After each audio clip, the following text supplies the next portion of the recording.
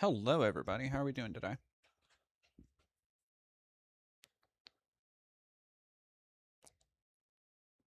Hola, Carnell. Really quick, I have literally, and when I say is literally, I mean literally. And granted, it's only for like until tomorrow. I hope. If not, that'll be a bigger problem for tomorrow. But I have literally like $2 in my bank account right now.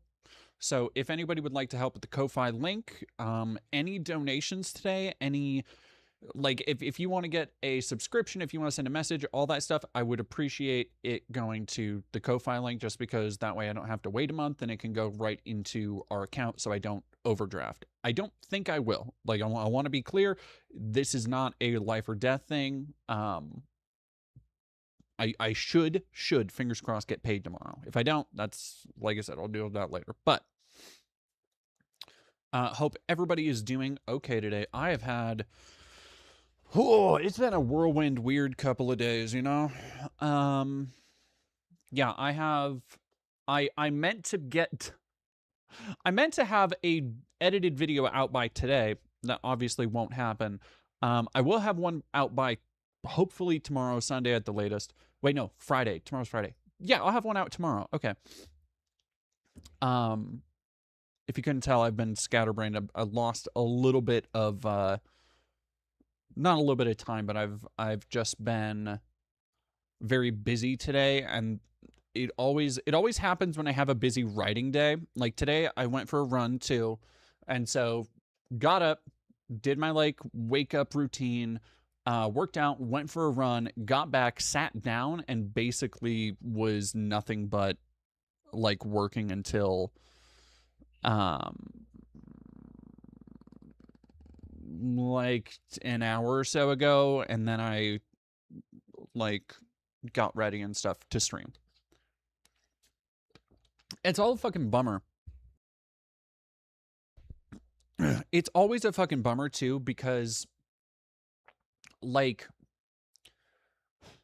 I always plan way more than I actually manage to do in a day, where I'm like, okay, yes, I'll sit down, I'll write this script on a thing. I wrote another script today is the reason why I didn't get the Pitbull video done. And that script is shorter, so I'm going to record it, and then that'll be the video for tomorrow. But it's about it. My other problem is that when I start writing, I have to accept I just don't know how to half-ass shit. Like, I am not able to just look at something and then, okay, here's going to be a brief 20-minute or 10-minute video. Fuck, I'd love to do a 10-minute video on something. Because I have to go into other things and I have to have more evidence, and I have to.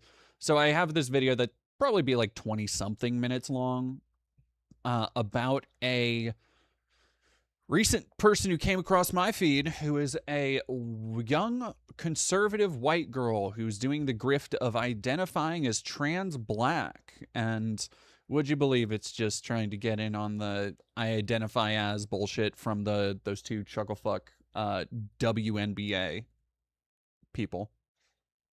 What's my favorite Zelda game? Ooh, that's a good question. Probably Majora's Mask. I haven't finished. God, have I finished a Zelda game? I finished. I did finish Breath of the Wild. I didn't grow up with Nintendo, so I don't have like I have some nostalgia for Zelda. Like I played like Four Swords Adventures with friends as a kid. Um, I'm trying to think. Like I've played some of Minish Cap, Oracle of like I've played a lot of Zelda. I don't think I've ever beaten one though. Like I've played a lot.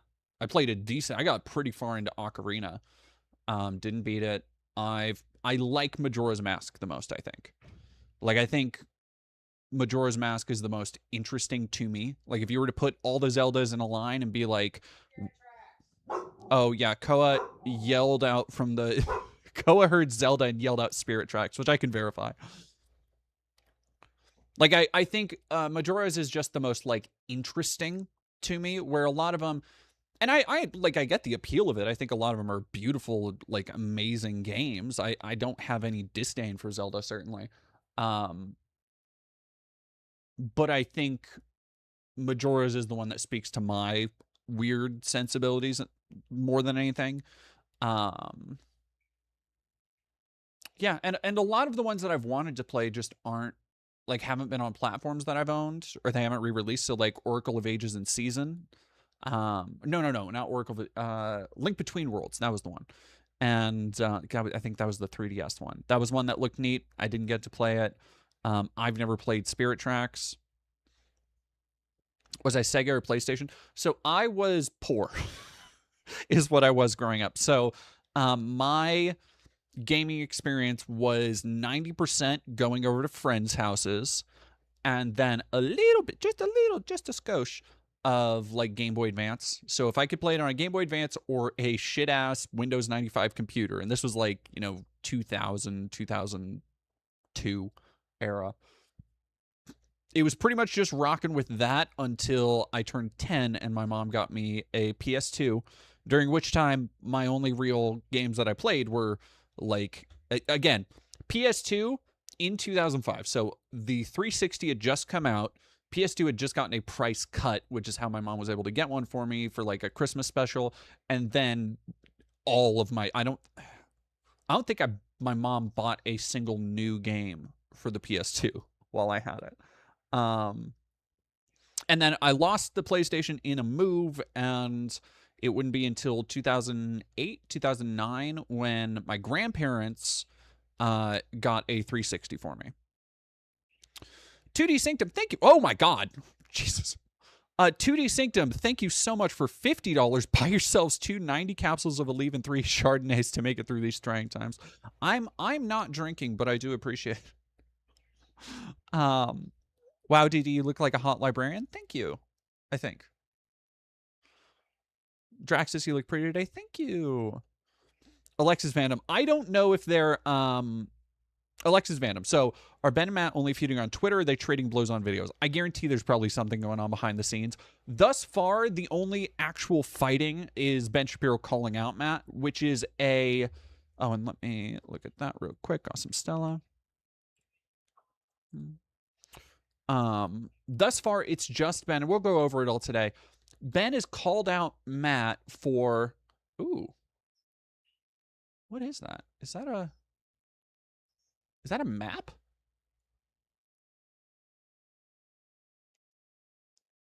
And Archangel 9360, thank you very much. Too busy to super chat bash Matt all day. Here's some good luck bucks. Some good luck bucks from down under.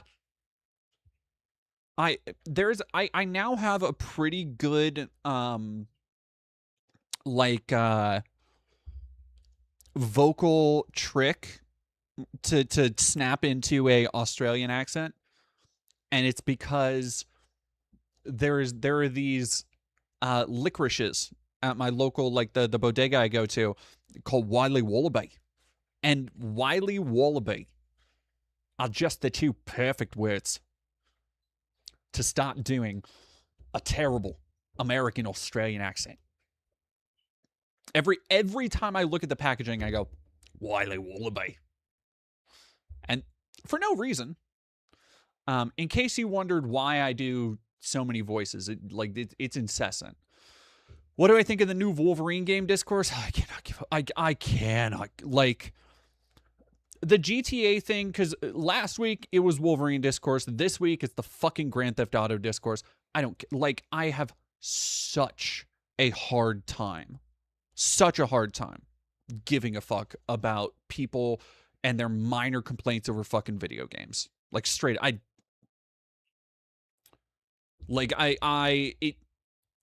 love games, but there's a level of... There's a level where you have to go like, okay, no, like, y'all, you really need to fucking lock in and find something to actually care about.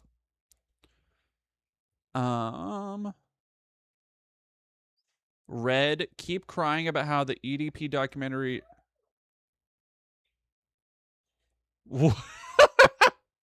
Red Ridden, keep crying about how the EDP documentary got his case reopened. Keep crying about how...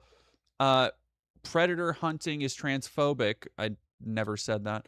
Imagine trying to slander Chris Hansen. Hey, yeah, imagine that. Hey, what happened with Onision? Is Onision in bars for being a predator? No? Why?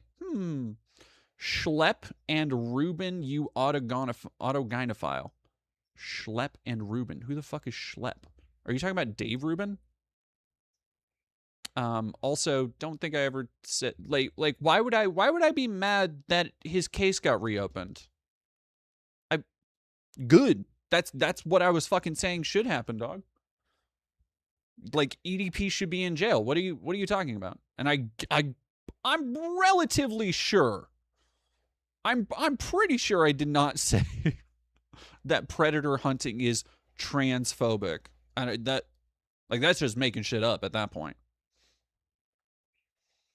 Yeah, some people are fucking mad at me over saying that EDP document. Oh shit, yeah, let me actually and yes, Awesome Stella, great job. Everybody should go follow Awesome Stella to follow her art over on Blue Sky.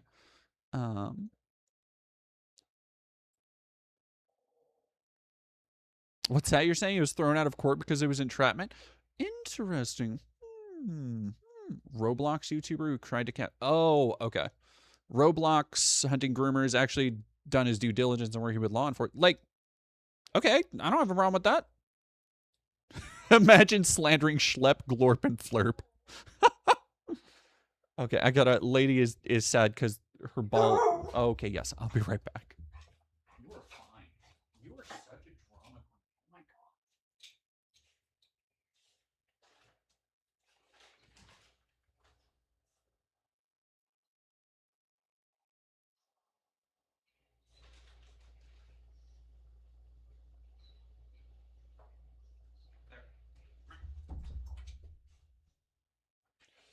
She got her ball stuck behind the cat tree.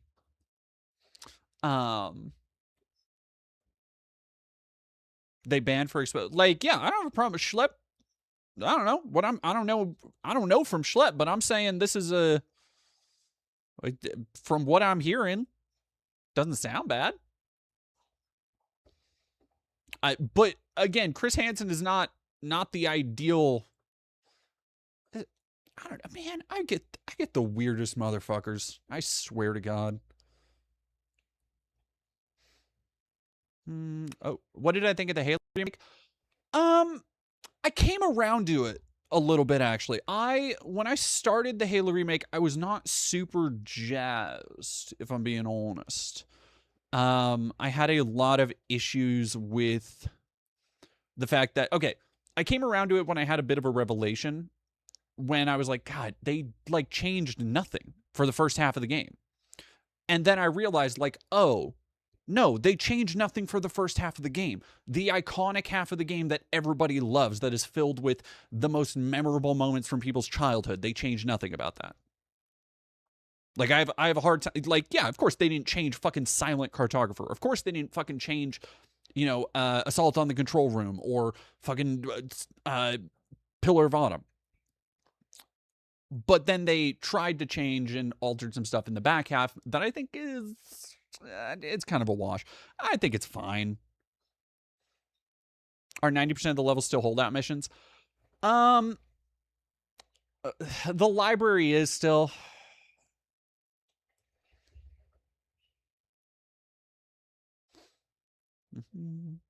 Was I Cartoon Network or Nick?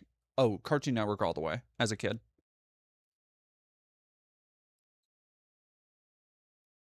People always try and derail me.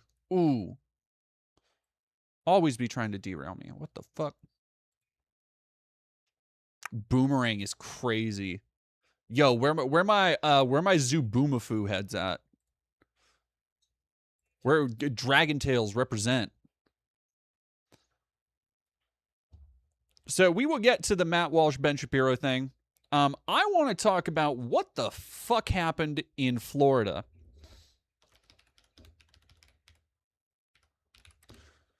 Because between, like, it's... Look, I know a lot of bad stuff in Florida constantly happens. Yeah, fuck off. Bite me.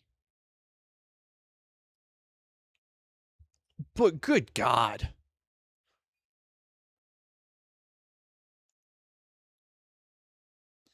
Corey Clayton would love to have you VO in an upcoming animation of mine. Oh, reach out to me on Like, if reach out to me on socials, whether that's Blue Sky, Insta, or Twitter DMs. I will try and get back to you, or email at thedeaddomain@gmail.com.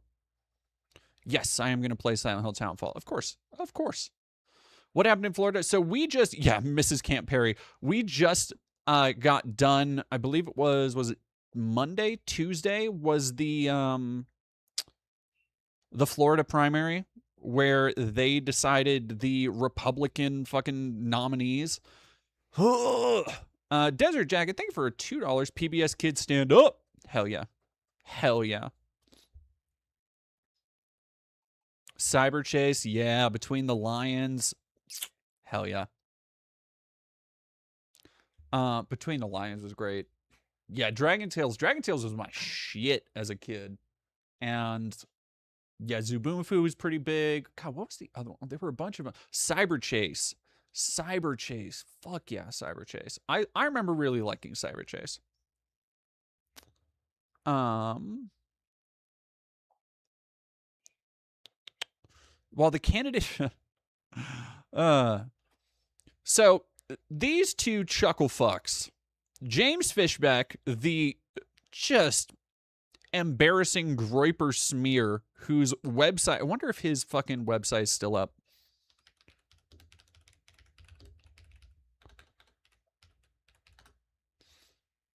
Please, please, please tell me it's still up. Let's fucking go.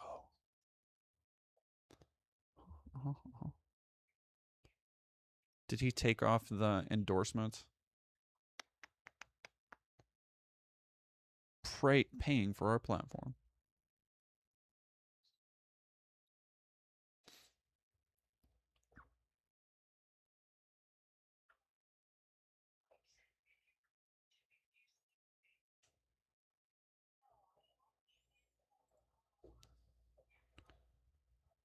Huh?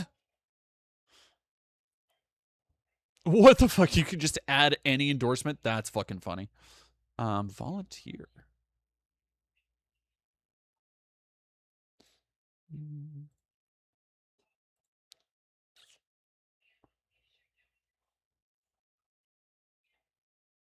Yeah, I guess I might have taken. Yeah, Clickja, James Fishback was like interviewed and endorsed by Nick Fuentes. He is a Groiper through and through. Oh, sorry about that to hear that, Chapik Pearl. I hope everything goes okay.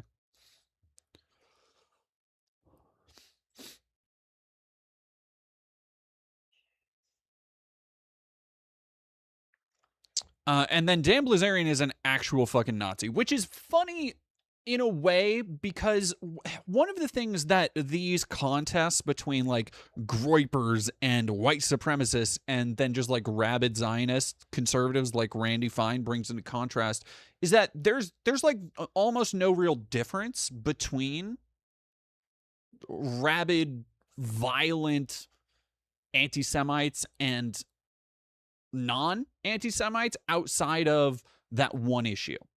Like Randy Fine and Dan Blazarian, I guarantee, almost always agree on what should be done with brown people, what should be done with Muslim people, what should be done with data centers. Well, Randy Fine might be more in the pocket on that one.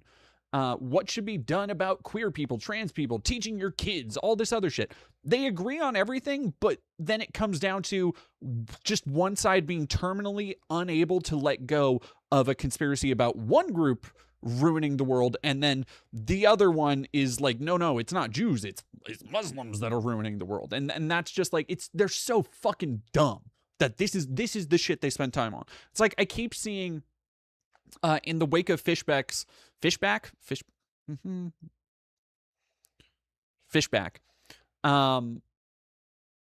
the wake of his humiliating defeat, just fucking trounced. Didn't even place on the board.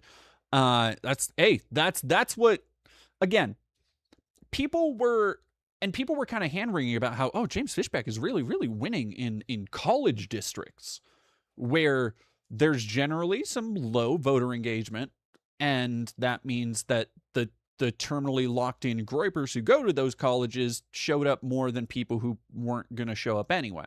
And I'm like, don't hand wring about that. Don't, like, we need to stop giving so much air to these people's pathetic little fire. Like, you are just fanning the flames at this point. And look at where it's gotten them. Look at where all of this hand-wringing, all of this fear-mongering about, ooh, the groypers, ooh, Nick Fuentes, he's like this evil political trickster god, what are we gonna do? And look what it fucking translates to. The average Nick Fuentes and Asmongold fan is not fucking moving the meter. Like, Twitter is not real life, motherfuckers. This shit doesn't play outside of a live stream.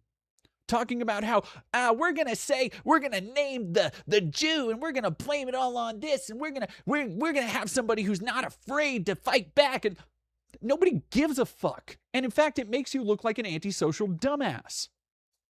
Sorry. Like the people who give so much air to these losers are most at fault for perpetuating them as some kind of genuine threatening force. They're not. The overall conservative project is. People like Fuentes have no fucking motion. Be more fucking concerned about the actual people doing evil shit right now. God.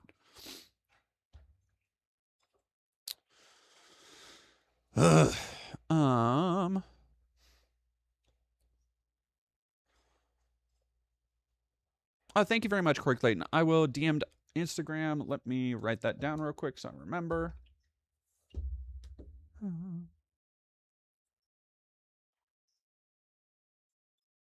Okay.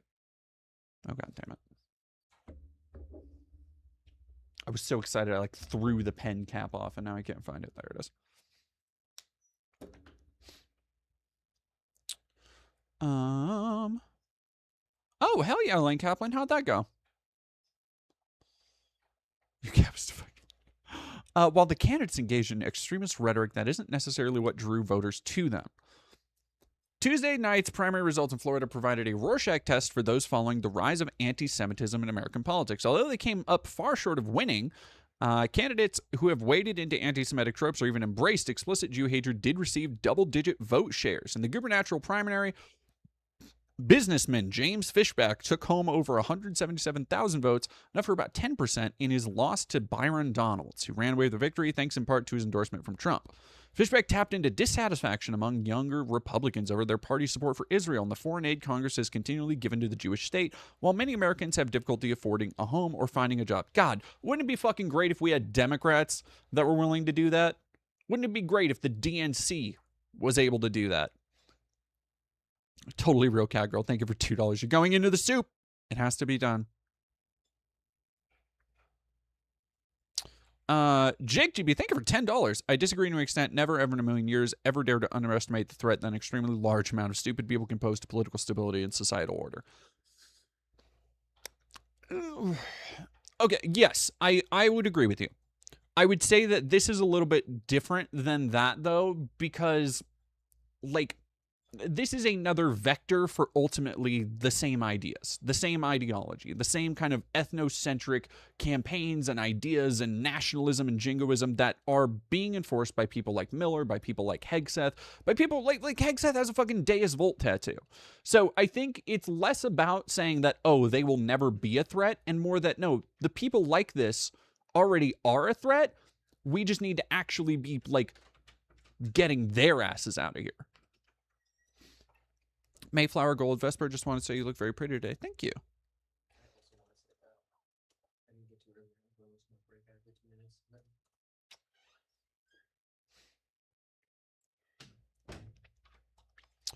The Trump admins warned Iran, quote, no American should ever die for Israel, he declared at an event. Now, the difference here, and this is the really fucking frustrating part, is that, again, Nazis always have to be sneaky with this shit. They have to. The way that he has turned the Nick Fuentes model of just joking or saying something different than what you actually mean so you can dog whistle to an audience while also sounding more reasonable, is nefarious as fucking, actually really annoying, because the mainstream Democrats are doing nothing to counter this. And in fact, they feed right into it. Like, you should be able to say, yeah, while we can't pay for people's health care, while school children are going hungry in America, we shouldn't be sending billions of dollars of aid to a genocidal project. That's fine. The problem is that if you sit down with somebody like James Fishbeck for more than 5 minutes, it becomes clear that the line of why the priorities are there is not because it's morally unconscionable to enable the genocide of an entire populace. It's because James Fishbeck will tell you, well, and don't you know, they're control the central banking too. And let me tell you about the Federal Reserve. Have you read On a Pale Horse? Behold a Pale Horse, sorry. Like, and by allowing this, God, what would you even call it? By allowing these narratives to go untempered by actual politicians, unquestioned. Like, it sucks so much that right now, Nazis are the biggest ones actually trying to push back against Israel, to push back against foreign aid that should not be there. And they're not doing it for the right reasons. They're doing it because it's self-serving, because they can use it as a vector to spread their noxious hatred, to spread their stupid-ass, disproved, debunked conspiracies. That's why they're doing it. But by cloaking it in this very palatable sentiment, that's how they grow their appeal. That's how they get the median voter engaged. And that fucking sucks. That, like, it's so easy to do that, and there's nobody on the left who is really trying to get out there and do it, outside of the progressive candidates that the DNC keeps trying to fucking shut down. Jake GB, thank you for $5. As bad as America has it, we should be grateful our tyrants are as incompetent or as a person could humanly be, even when compared to the fashionable. Oh yeah, I was literally just thinking that the other day. I'm like, God damn, I'm so glad that Trump is such a self-interested, ignorant pudding brain. Like, I'm so glad. I was thinking about, like, what was I was listening to something about the Kirk incident, and somebody was talking about how, like, oh, you know, if they try and take out Trump, then JD Vance will, and I'm like, oh fuck, JD Vance would actually suck to have, because JD Vance is a clout whore. JD Vance is attention hungry. JD Vance will go down,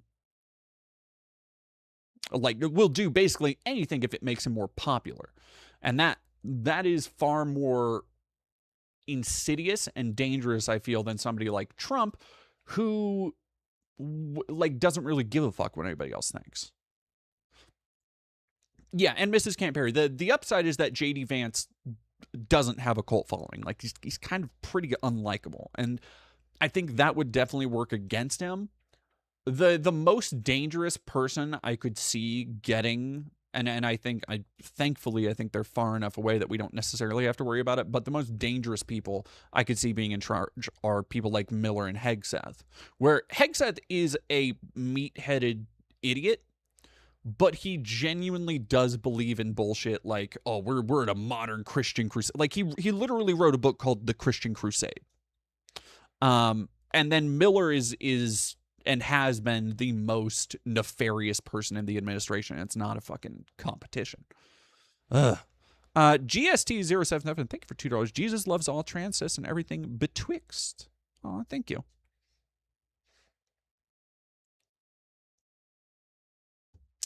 Jiba Comic, can you share your hot takes on Behold a Pale Horse? I'm interested.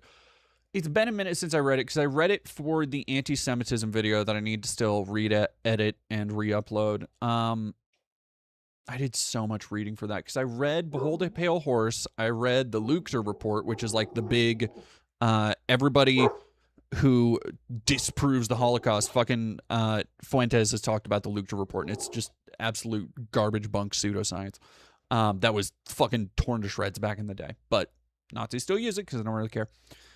Behold a Pale Horse. I'm trying to remember. It was Behold a Pale Horse, and what was the other one? Behold a Pale Horse. None Dare Call It Conspiracy is another one, and then The Secrets of the Federal Reserve. And that's like kind of the fucking trilogy of like libertarian vague, well, some of it was more vague than those, libertarian like conspiracy that proliferated leading to the rise of like Alex Jones.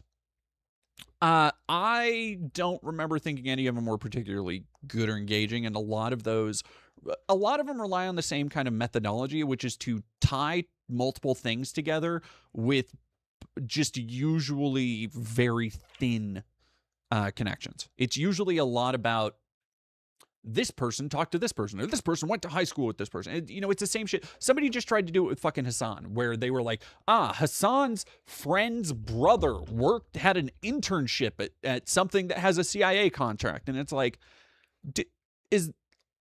I need, like, I understand some of this shit runs deep. I'm not saying that conspiracies don't run deep, but I need more than that, because it gets to a point, and this was the thing I remember from Behold a Pale Horse. It gets to a point where it's just like you're tying two things together that are just not fucking like you have no real proof. You are assuming that it's true and then extracting your own narrative on top of it. And that was the thing with like The Secrets of the Federal Reserve, where they're talking about the Rothschilds and all of this stuff based on half remembered or just outright false facts. And that, like, it all comes back to a lot of the anti-Semitic conspiracies, and then therefore the conspiracies about the Federal Reserve and the international banking system and all this shit.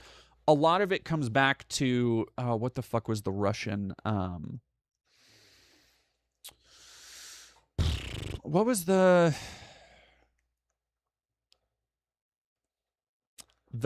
Protocols of the Elders of Zion, which, God, I have to remember the etymology of this now. I don't remember exactly how it passed down, but the Protocols of the Elders of Zion was written as a factual report of a bunch of rabbis meeting in a cemetery in Prague late one night that somebody witnessed, and they were talking about their plan to rule the earth. And this shit was taken as fact by a bunch of idiots and Nazis for decades and decades. The problem is that when you actually go and investigate, and this is why I need to fucking re-edit this video and put it back up. When you go and investigate and look into it, it was actually like twice over plagiarized from a racist who basically entirely fictionalized the account for a short story collection. Like, and then also mistranslated somewhere in there. There was a whole thing with the it was the French controversy. Now I'm fucking forgetting it. The Dreyfus affair. It was a whole thing with the Dreyfus affair. But yeah, it, like, so many of those things, and they can be fascinating to read in a vacuum. Like, I find shit like Behold a Pale Horse really interesting to dive into, but once you kind of,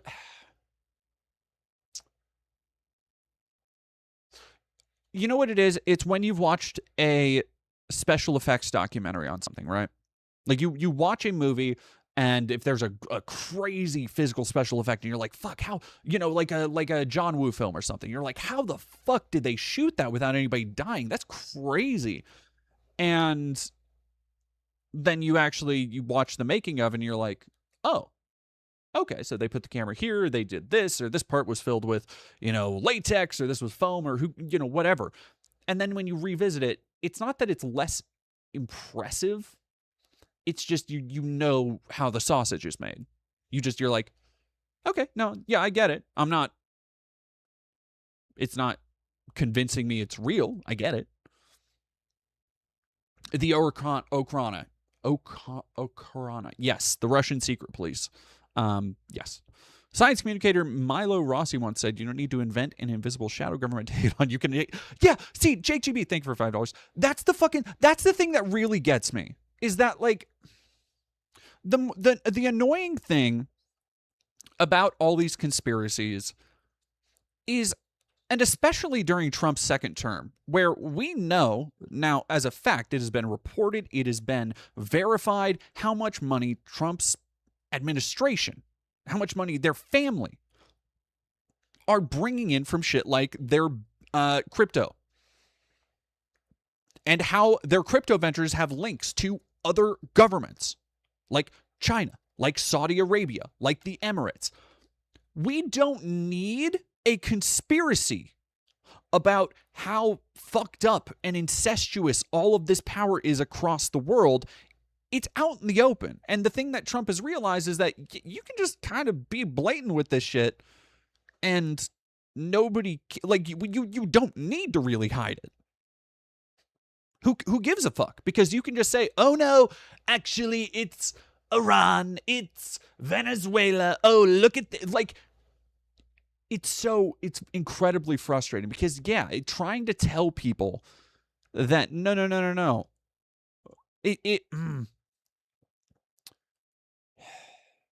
It's the other thing, like, it's not combined with that people use conspiracies both as a way to explain shit that is way too complicated to understand, or at least that takes more effort to understand.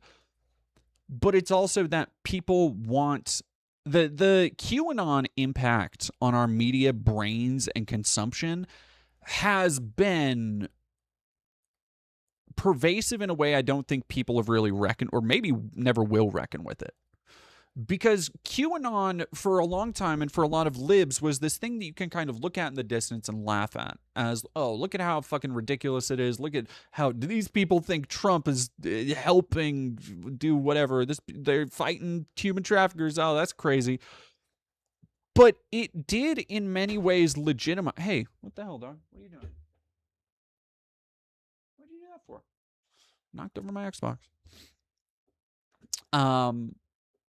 It did help legitimize the way that QAnon sees the world, which is in this, and maybe this is just an American thing too, but it is, everything needs to have this fucking action movie setup. There need to be clearly delineated good guys and bad guys, and the second that our conception of reality does not fit into this Star Wars Marvel-ass mold, and you saw this with the most recent election.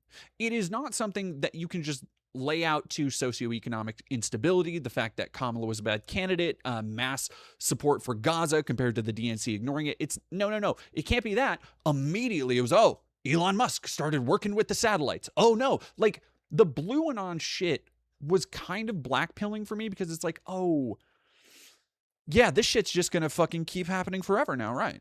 Like, we've created the perfect madness engine with shit like AI, and it's just, this is the world that we're gonna have to live in forever.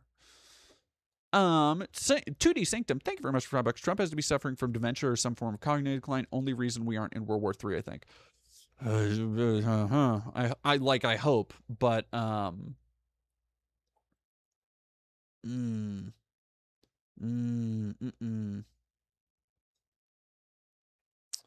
The Iran shit is, it's getting real scary again. Yeah, exactly. Rosebud Butterfly, the fatal American need for an action movie explanation for everything. Yeah, it is, and I'm kind of fascinated by, because and this is something I kind of want to go into with the Black Ops piece, the piece about the Call of Duty game I'm writing, is the idea around how much of Americans' conception of the world comes from media, because it's a fucking lot. It's a fucking lot. Like, the ideas that people get from shit being represented in media is wild.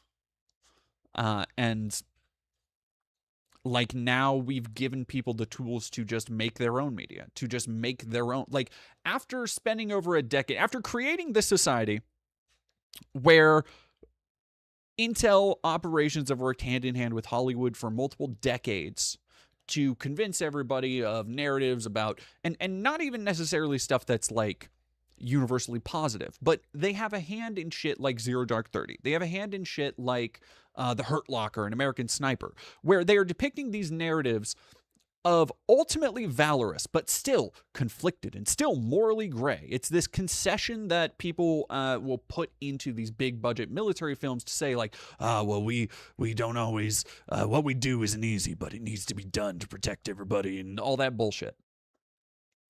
And after that, we then created the perfect infrastructure with the algorithms to then, everybody's little neuroses, everybody's unique psychological state is going to just be encouraged by finding the things they like, logging it in data, selling it to all of these data brokers and shit, and then surrounding them with more of that stuff and related things that keep diving down more and more into that. And now we're at the final, the final comeuppance of capital, which is just getting people to do that to themselves over and over with shit like AI. And it's very frustrating and kind of scary because it's one of those, it's like the real Rocco's Basilisk, where people get like tricked into being scared about Rocco's Basilisk because they're stupid.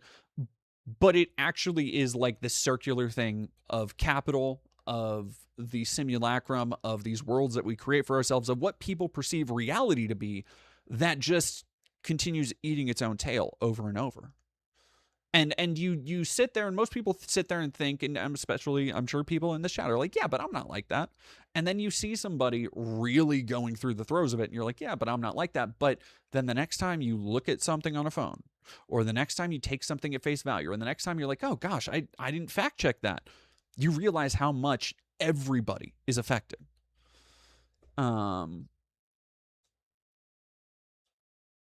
Yeah, black hole sunfish. I feel the primary reasons people hate Muslim/Middle Easterns is because of media. I hate to say it, broke down.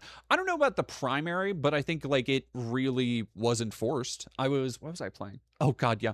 I was getting some footage for the Black Ops thing. I was playing some Modern Warfare, and there's just the way third world countries, which is pretty much any predominantly brown country, is depicted is fucking, like, it's so degrading in so many games and so many movies, where like you go to these places and you look at stuff in real life from Mexico, from South America, and yeah, there are rundown areas just like there are in America, but you have these depictions that border on like this voyeuristic white savior caveman depictions, almost, where everybody in a brown country is living in a fucking cave or a ramshackle hut, and they just don't know all the good American living ways. And it's like, it's propaganda like that is so genuinely insidious, but a lot of people just unironically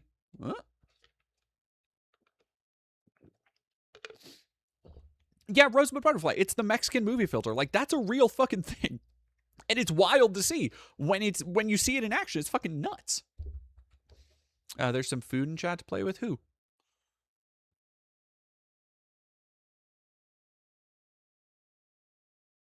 Independence Day. Yeah. Well, and that's the thing, is that somebody said, again, I really liked Hurt Locker. And that's like not a problem. Like, look, and I want to separate, because here's where people get a little bit too mad about, media literacy and stuff. Understanding something has propagandistic value does not mean that you have to hate it or that you can't find something enjoyable in it. Like, for example, I love Modern Warfare.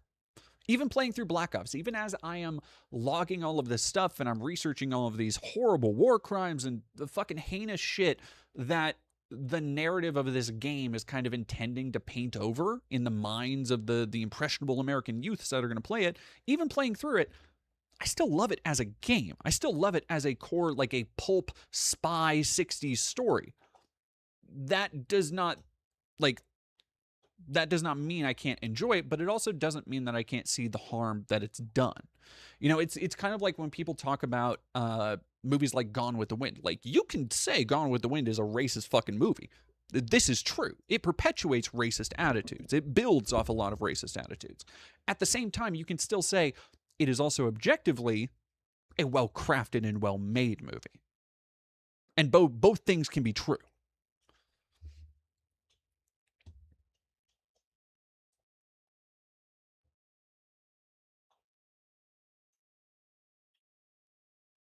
Yep. Awesome 406. Well, and so the thing with Vietnam, and they really stopped doing this with the Gulf War and especially the War on Terror, is that the Vietnam War was so catastrophically psychologically damaging to like the American psyche that for about a decade, 15 years after, you got some of the most poetic, painful reminiscences on Vietnam. And it's not a coincidence that Vietnam movies, things like Platoon, you were just mentioning You think I'm a Marxist Satanist? Well, I'm neither of those things. What were you just saying? Born on the Fortune Lies, another one. Two of my favorite, I would say, depending on the day, I would say top 10 movies. Two of them are Vietnam movies. That's Apocalypse Now and Jacob's Ladder. And neither of those movies are really fucking pro-war. In fact, they're very anti-war, even though they are depicting war in an incredibly visceral and uncomfortable way. And then you have a lot of fucking meathead movies about that shit, which you're gonna get with basically any conflict. Does Full Metal Jacket count? Yes, my hot take on Full Metal Jacket is that after that first half, I don't really give a fuck.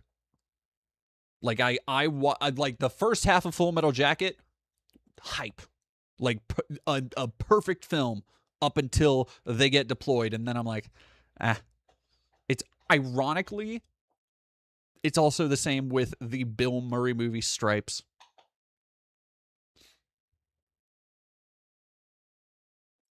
Jen AC, thank you for New Zealand $8.99. Upcoming YouTuber did an interview with Mike Clune about his ADP dog and pushed him on the fact it wasn't productive.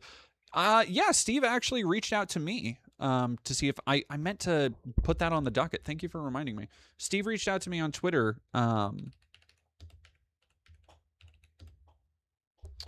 about if I had any questions I would like to add to Mike, and I was like, I think I literally said, "Oh boy, do I!" capital letters. Scapegoat 2520. Thank you for $2. Come and see as the best war movie. Ooh. It is a film. It is a film and a fucking half. I love Come and See is almost in its own, which it is, like it is certainly up there in terms of war movies, but it's almost in its own league of just cinema and filmmaking.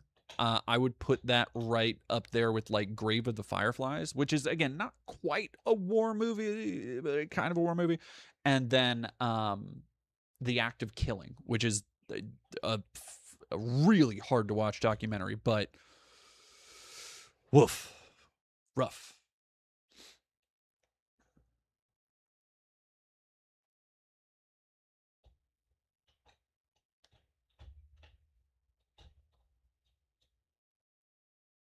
Woke One was crazy left.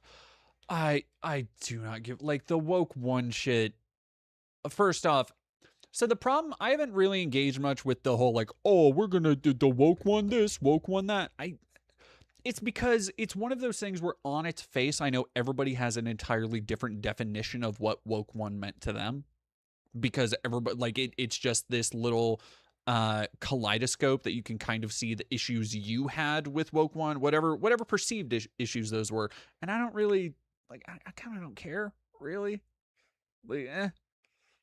Like I think people need to buck up and have thicker skin about some shit, and I think people need to be fighting more fire with fire. And that's my Woke 2 platform.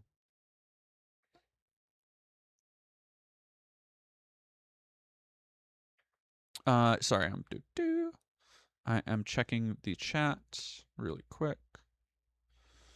All right. Oh wait. Oh, mod chat. Sorry. Stream mods. There we go. It's COD's fault or something. Not surprised. Someone who slanders Hansen is a Marxist Satanist. Okay. Is Pigeon still in the chat? Because that does sound like fun.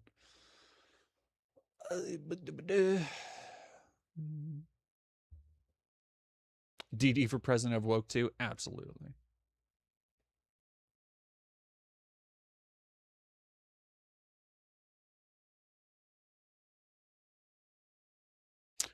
I guarantee you cannot source your claim because that claim doesn't go back to anything based in fact.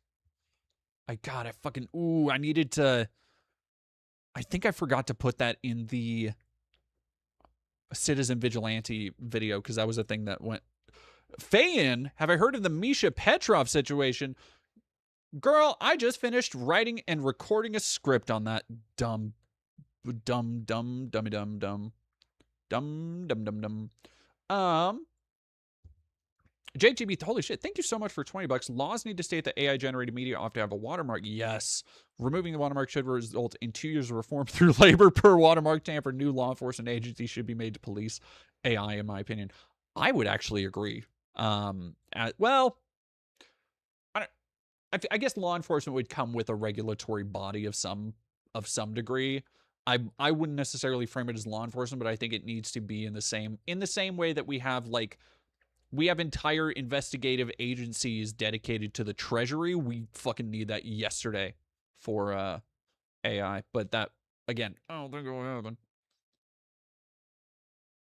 Yeah, exactly. Woke one still means whatever you want it to. AOC is anti-black, knock yourself out. AOC is anti-queer, sure. Woke is too empty of a signature bar. Yeah, it's just the same. I'm embarrassed. I used to glaze her back when I was a depressed conservative egg. It came across my feed, the issue with Misha, and I was like, who the fuck is this? And I looked her up and I was like, she has 500,000 subscribers, and it's like going through her feed is just fucking exhausting. I briefly thought of like doing a deep dive, but she really seems to be a puddle deep. It's just like, I don't think it's that big of a deal.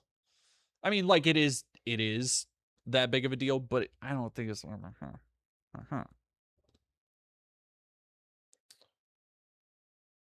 Oh, $5, janky cents. I can't believe there's people making a movie with an AI rendering of Val Kilmer. Oh, now you're pissing me off. Totally real cat girl. Thank you for $2. People who say woke one are going into soup too.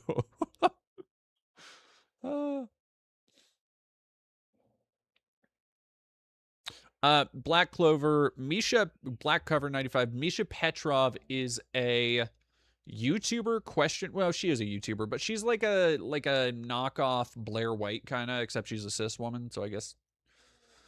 But her whole grift has been, she does the whole I'm not on any side, I make fun of everybody equally thing, but then would you believe that you go back through her feed and it's like 7 months since the last time she said anything mildly critical of Trump, but she has videos multiple times a week talking about how wokies are crazy. And yeah, it's the same fucking grift we've seen multiple times before. Like it's not really surprising in any way or shocking or edgy. And yes, I am doing that. Thank you, Banana Brains. If anybody would like to help me pay some bills, make sure we don't overdraft, the Ko-Fi link over on YouTube goes right into my account. And yes, yeah, the Tim Pool special, exactly. And her whole thing recently has been that she is trying to jump on the self-ID critique train, and the way she's doing that is by having this fake narrative, which it very much isn't that, but where she says that, oh, she's identifying as black, and like the NBA players or the WNBA players, the attempted WNBA players, who are saying, oh yeah, I don't need to transition. The whole goal is to completely misconstrue the argument of self-ID to make it look as ridiculous as possible without ever actually engaging with the merits of critique. So I just kind of tear apart her stupid article, and by the end of it, she contradicts herself in her response video, because she made this video where she says, I'm coming out as I'm trans black, and then a bunch of people on the internet got mad because that was exactly what she wanted. She planned to do that. She planned to make a video saying I'm coming out as trans black, and people to argue with her because fucking of course. And then her whole plan was to make a response to that after it's the Asmongold special more than anything. It's, I said something dumb, people get mad, I say something done. The Rape Gang Inquiry Report.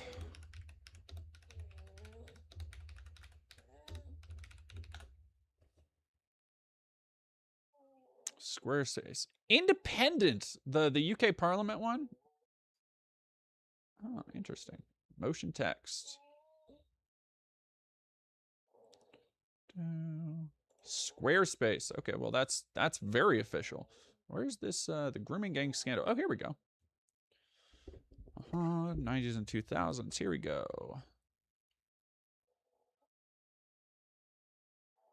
Aid examination. In 2025, calling the KC audit's recommendations, the British government indicated it would fund a national inquiry into the issue of group-based sexual child exploitation, including the role played by the ethnic background of offenders and what extent local failings.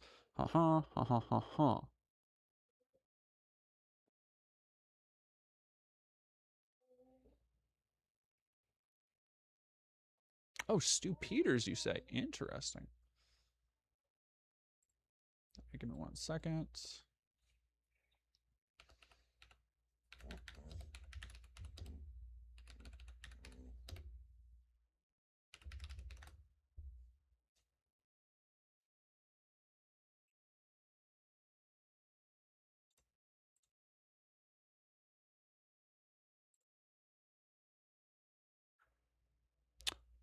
Oh, Pigeon, are you here, buddy? Pigeon, are you here? Because you said that I wouldn't look into this, but then you said that, and I was like, actually, I did. I already looked into this. You said that, and it tickled something in the back of my head where I was like, why does that sound familiar? It was because I had already looked into it. Is the number of girls raped in the UK by grooming gangs definitively documented to be 250,000? No. The figure is based on extrapolation using an unclear methodology based in data from similar communities with headline-grabbing scandals. A 2022 independent inquiry said, quote, "It is simply not possible to know the scale of child sexual exploitation by networks."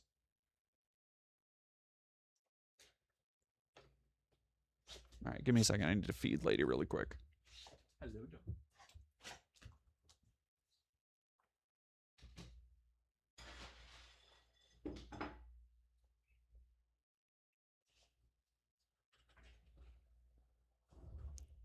There we go.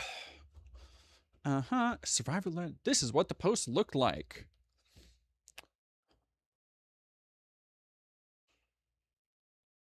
The 250,000 figure, according to page 12 of the Rape Gang Inquiry Report, the thing you just told me to look at on stream and said I wouldn't, is not based on government or, and this part is important. This part is important, Pigeon, because this is what I do, baby. You're stepping into my arena. You're in my zone. According to page 12 of the report you told me to look up, it's not based on government or law enforcement data, but instead on a rhetorical question posed in the House of Lords by Lord Malcolm Pearson of Rannoch on October 22nd, 2018. He asked, "Do the government accept that if we extrapolate nationally the J report, there appear to have been upwards of 250,000 young white girls raped in this century?" The 2022 J report is published here. Wow. Nearly 7 months later, Pearson repeated the claim, referring to what he said were, quote, the 250,000 victims, which in itself is probably an underestimate. He continued, "I say that if," and here's where the actual methodology comes to, the methodology that I know you didn't fucking read because you don't know this shit. If you take the accepted figure, and this is what he said, if you take the accepted figure of 1,400 victims and extend it across the country, you come to a much larger figure. Yeah, no shit. The courageous Sarah Champion has put the figure at 1 million. It is still, like, what are you fucking talking about? Oh, damn, there were 5 robberies in my block. If you extend that across the entire country, there's a bajillion robberies every year. But there's not, because that's not how actual statistics or analysis fucking works. You rube. Do me a favor. Next time you think a source affirms something you already wanted it to believe, actually dig into it for me.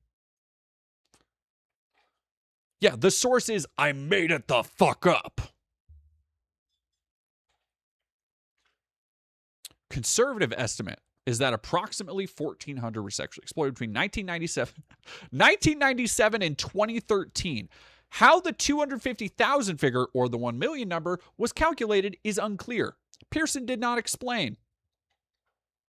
The population of the metropolitan borough of Rotherham is estimated at more than 270,000. Extrapolating Rotherham's experience to the entire UK, which has a population of about 70 million, would be difficult. The difficulty lies not in the math, but in the assumptions that the incidence of sexual abuse and reporting is broadly similar throughout the country, whether in urban or rural settings.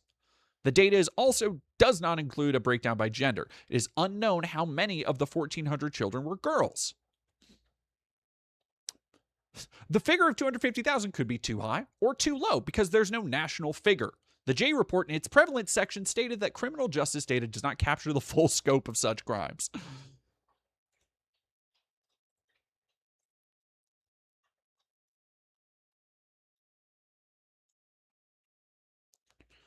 Scoping report.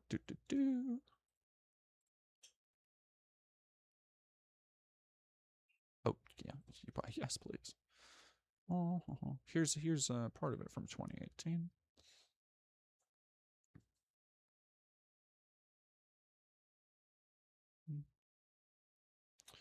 Region selected study. Crime study for England and Wales.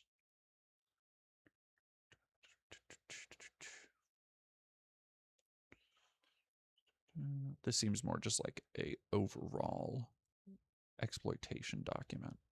Last 4 decades.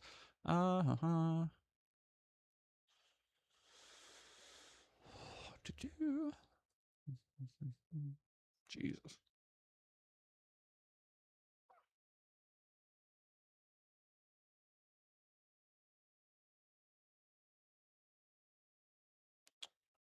That's not really what I want. Let's see if we can find the other thing. There we go.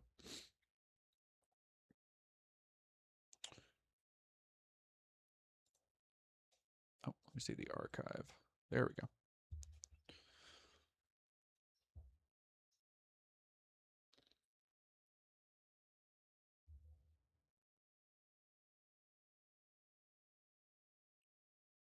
Come on. Oh, is archive.org down? I keep forgetting.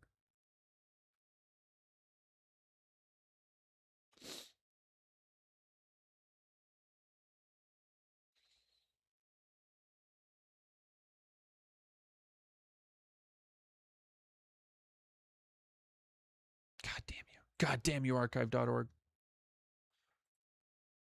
Elon Musk's intense interest in a UK grooming gang scandal is being driven by... Oh, weird. Took the time to leaf through a 159-page report on child exploitation in Rotherham. Recalls being astounded by Alexis J's 2014 inquiry, which concluded that at least 14,000 children have been raped, trafficked, and assaulted, predominantly by men of Pakistani heritage.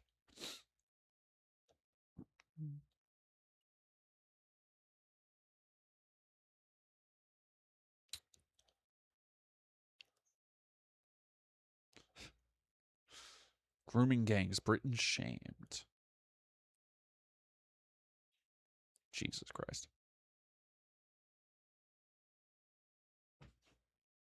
You've bought into narratives that make you a puppet.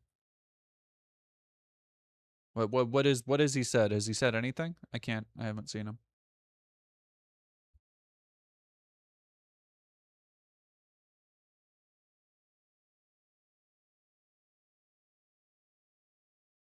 If your VPN is set to Singapore. Pigeon Slayer, I don't support Trump. I'm not even American. Okay. Yeah, what slander do you think I'm engaging in? By the way. You're really going to trust the UK?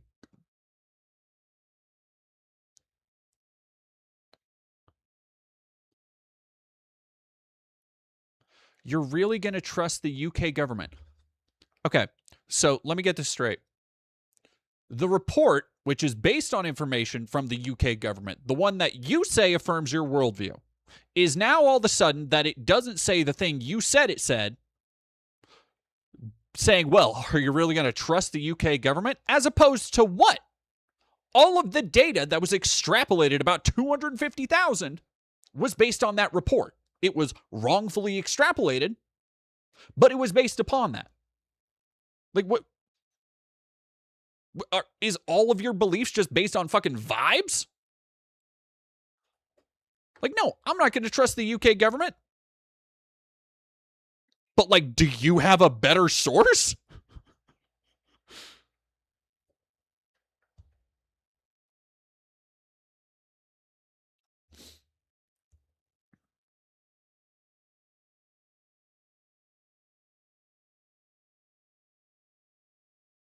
Ugh, God, he's so fucking ugly.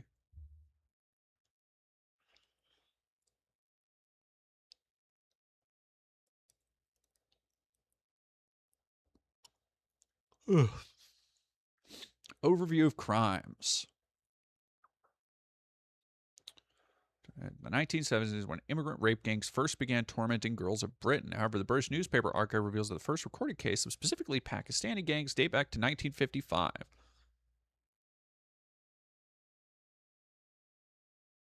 Jesus. Former colonial subjects. You fucking Brits.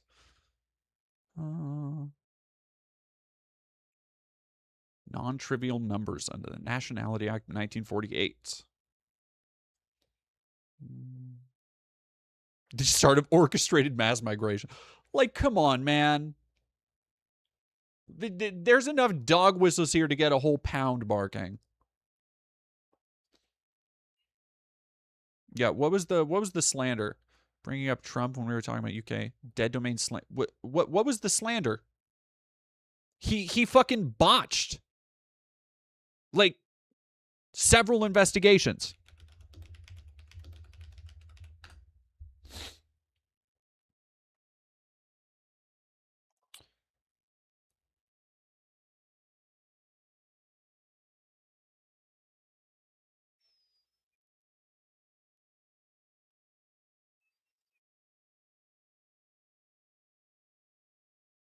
Claims Hanson. Well, first off, Hanson literally does entrap people. Like that's if like yeah, you are entrapping somebody. You are ambushing them. You are playing catfishing somebody with the promise that they'll get to fuck a child and then ambushing them with the camera crew. Sorry, that's literally entrapment. Like what? Yeah, what exactly? Guyish Katoji, what did you think the catch in To Catch a Predator means? Like they weren't fucking, it wasn't wild game. They weren't Tarzan running through the trees with a spear. They set a trap and then they filmed it. Like that.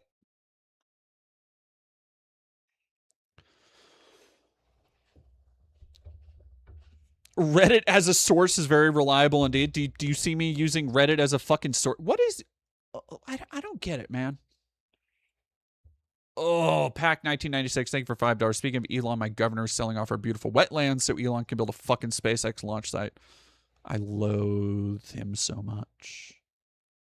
Hell yeah. VavQ watched Hideaki Anno's Shin Godzilla, my second Godzilla movie. I think that was our first Godzilla movie. Black cover, that's not entrapment. Entrapment is law enforcement.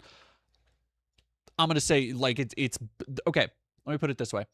The reason that a lot of those cases cannot be prosecuted by police if you were to, for example, por ejemplo, if you were to say, you know what, I want to get some predators off the street, I'm not going to turn to like the Punisher method, the tried and true shit. So I'm gonna sit down and we're gonna pretend if you want to pull Alex Rosen, that dumb fuck. Yeah, and I'm not using it in the strict legal sense, and I'm not angry at you, Black Cover. I want to make clear I'm getting passionate now. If you want to be like an Alex Rosen, that sick fuck that used actual pictures of his relatives to entice predators. And then you go and you say, hey, let's meet up, pretending to be a child. And when the predator arrives, after, like Alex Rosen, they've spent days, sometimes weeks, talking up catfishing, telling them about this fake person that they've created, getting them interested, getting them ready to escalate their perverse desires. And then they show up. You cannot, almost any time, charge them because you have basically led them by the fucking hand to committing a crime. It doesn't matter if they were intending to do something before. If you do not have that evidence, or if any lawyer looks at a case and it looks like you just were breadcrumbing them along the whole fucking way, that will not stand up in court. The conviction will get overturned and a predator will go free. It is wildly irresponsible, and the only point is sensationalism. Crazy. Iron Gullet, by the way, very sorry about missing that. Thank you for rating with a party of 20. And Pack 1996, thank you for $5. Because he's not... Again, you are slandering... I'm not slandering Chris Hansen. I am saying entrapment doesn't fucking work. Chris Hansen has relied on entrapment before. Like, what is... Are you Chris? Are you Chris Hansen? Chris, are you in the chat with us? Like, what? Huh? VavQ, like the OG quite a lot. Shin Godzilla was so fucking good, like genuinely masterpiece. I like Eva, but Anno fucking peaked her. I don't know what that. I just saw End of Eva on a big screen, and that was fucking mind blowing on a giant screen. And I've been meaning to watch the Rebuild movies again.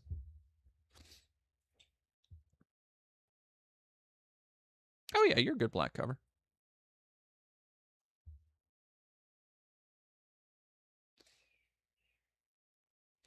I think, I mean, like, I think some of them did get convicted.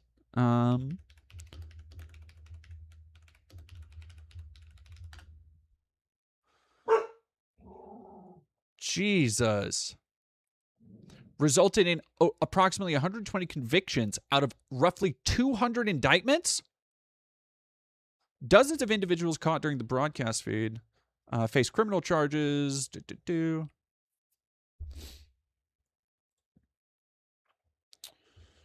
Blah, blah, blah.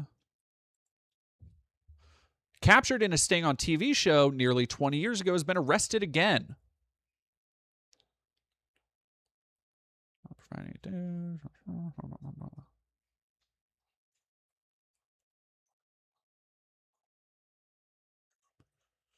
Said he was a...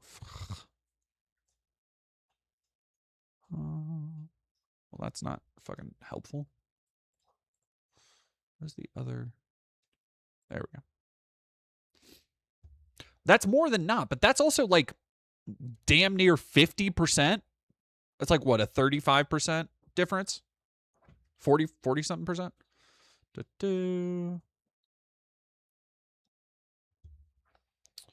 NBC News doesn't run the stings. That's the work of, quote, perverted justice and online watchdog groups. Once the meeting's all set, the would-be molester is surprised by Chris Hansen.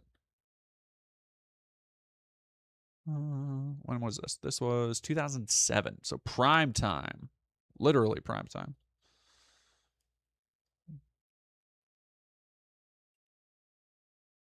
Jeez.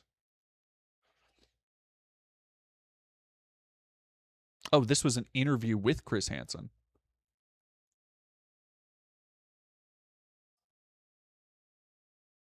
Getting paid for doing this. Paying it down.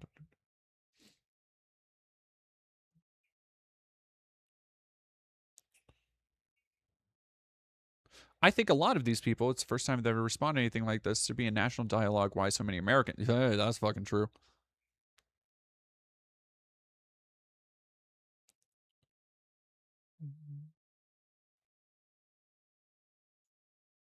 Protocol that's used. Potential predator always has to make the first move. In other words, the decoy is a chat room with a profile up, change a picture that is unquestionably underage. So first off, which is that's still like just entrapment, dog. Then, in virtually every case, the subject of sex is brought up by the potential predator. Had men come in for the very first time? I think we have, but it's the first time, and which is fair, yeah.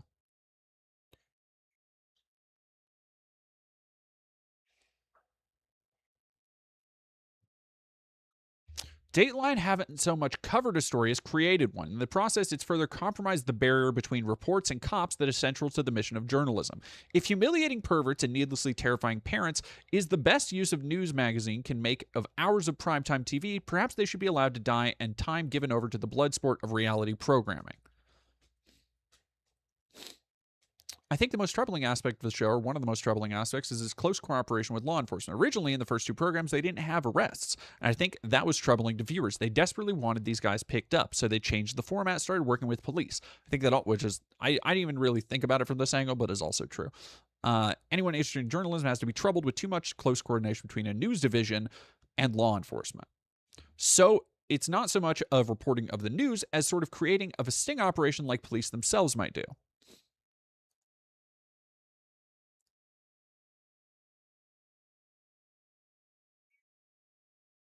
Press about please.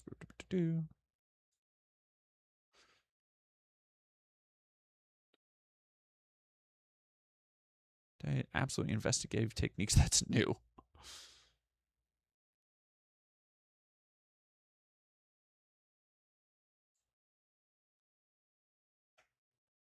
Parallel investigation. The cops would have been there anywhere? Clearly not. The police have, in most cases, contacted and said, look, we're interested in doing something like this. We need your expertise.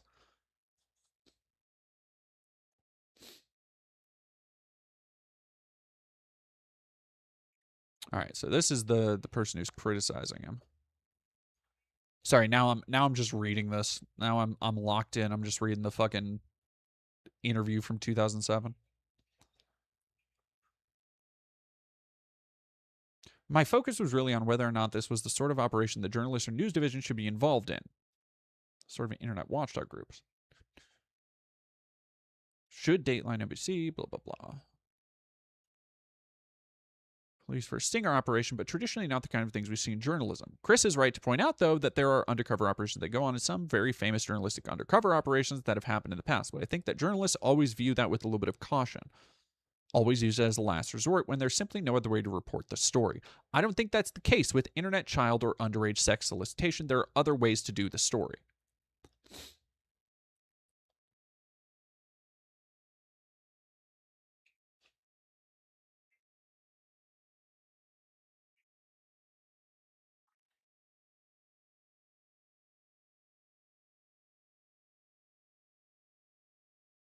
Wait, what? Somebody buzzers? Who needs my?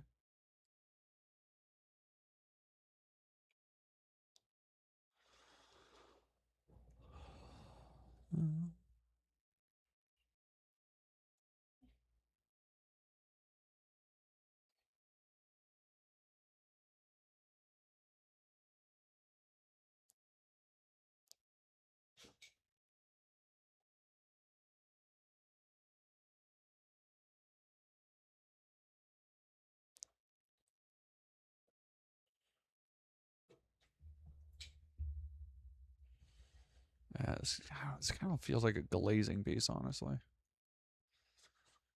What's Pigeon saying? Do we got Pigeon in the chat? Oh, there we go. Because of the EDP documentary, the EDP case is getting looked into again. Okay. Like good? What? I don't like that. That clearly wasn't. Did Mike Klum set that into motion? Did he send in get the fucking prosecutors to reopen the case, retake a look at it? No. He was self-interested. That was his whole fucking modus operandi for making that documentary. Wait, what? What would Ninja Jesus do? Are you fucking what?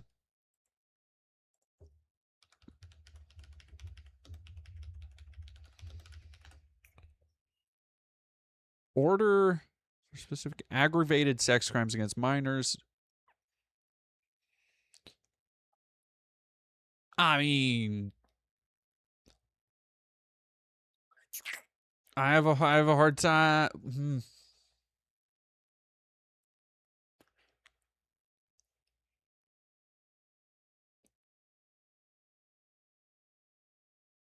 Okay, but what does castration mean there? Like, are we talking? Yeah.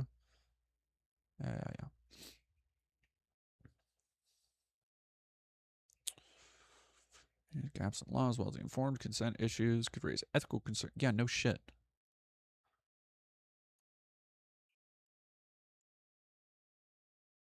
Court ordered medical treatment.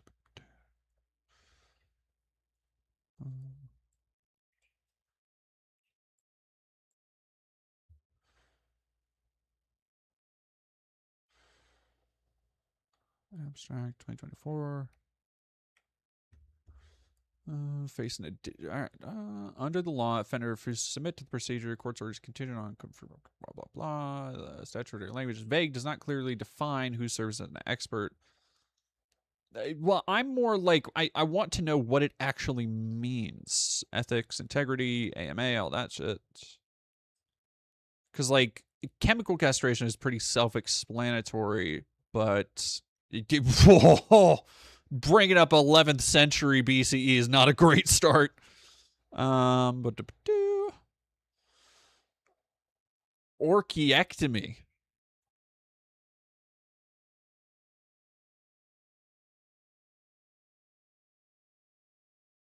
Oh, diagnosed with interesting. Okay. Studies have shown that the procedure could have significant positive effects on offender recidivism, particularly where the offender has been diagnosed with a paraphilic disorder. Paraphilias are any group of disorders in which unusual or bizarre fantasies are necessary for sexual excitement, persist over a period of at least 6 months. Blah, blah, blah, blah, blah, blah, blah.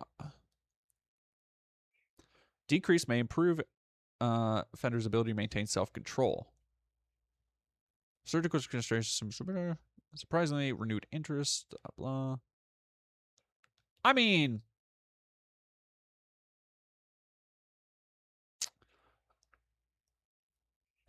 on one hand, the like absolutist freedom person in me wants to be like, well, that's like a clear fucking violation of bodily autonomy. But on the other hand,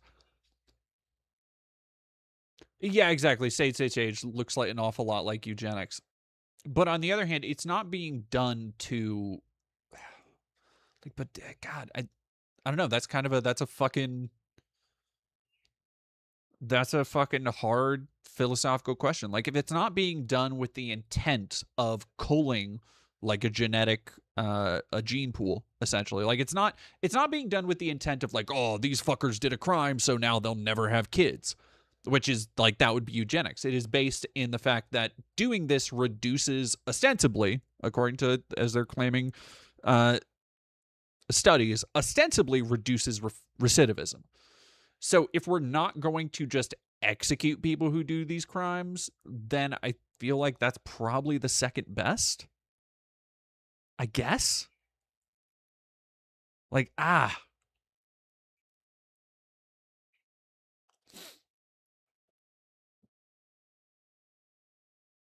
don't know. That's a weird one.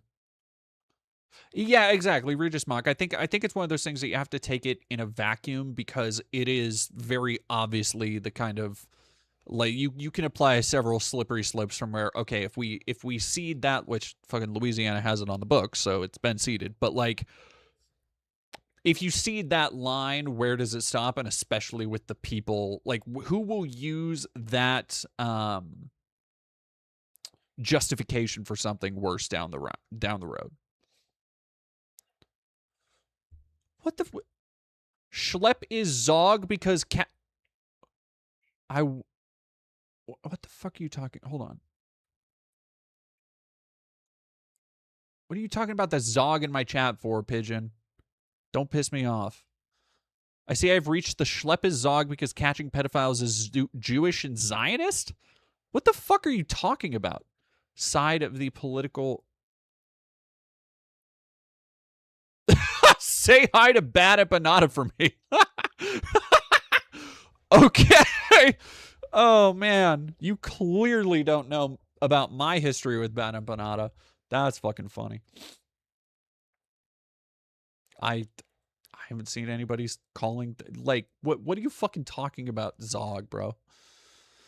Lady Addis, thank you for $5. I don't think the state needs this power, considering your history of how they. Yeah, like that's mostly the fucking like, again, as cathartic as it is to be like, oh, these fuckers should get what's coming to them, and taking the hard reactionary line, it is ultimate reactionary, and there's a reason why you have to be absolutist on things like human fucking rights, to a certain extent. But I don't know. I like, this is a case by case basis thing too.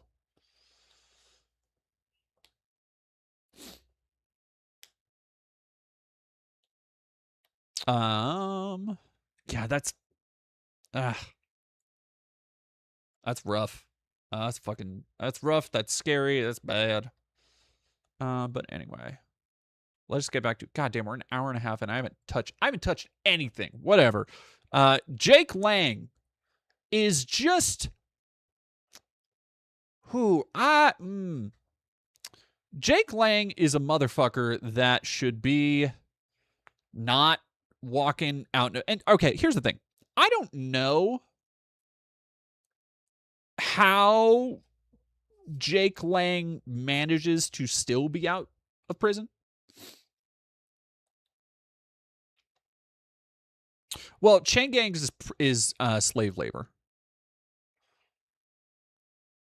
Sorry, I'm checking the mod chat. There we go. Sex should be illegal. Yeah, go ahead. I'm done with the pigeon guy. Unless, hey, pigeon, if you want to hang out, fucking pipe down, chill out. Otherwise, they're gonna ban you.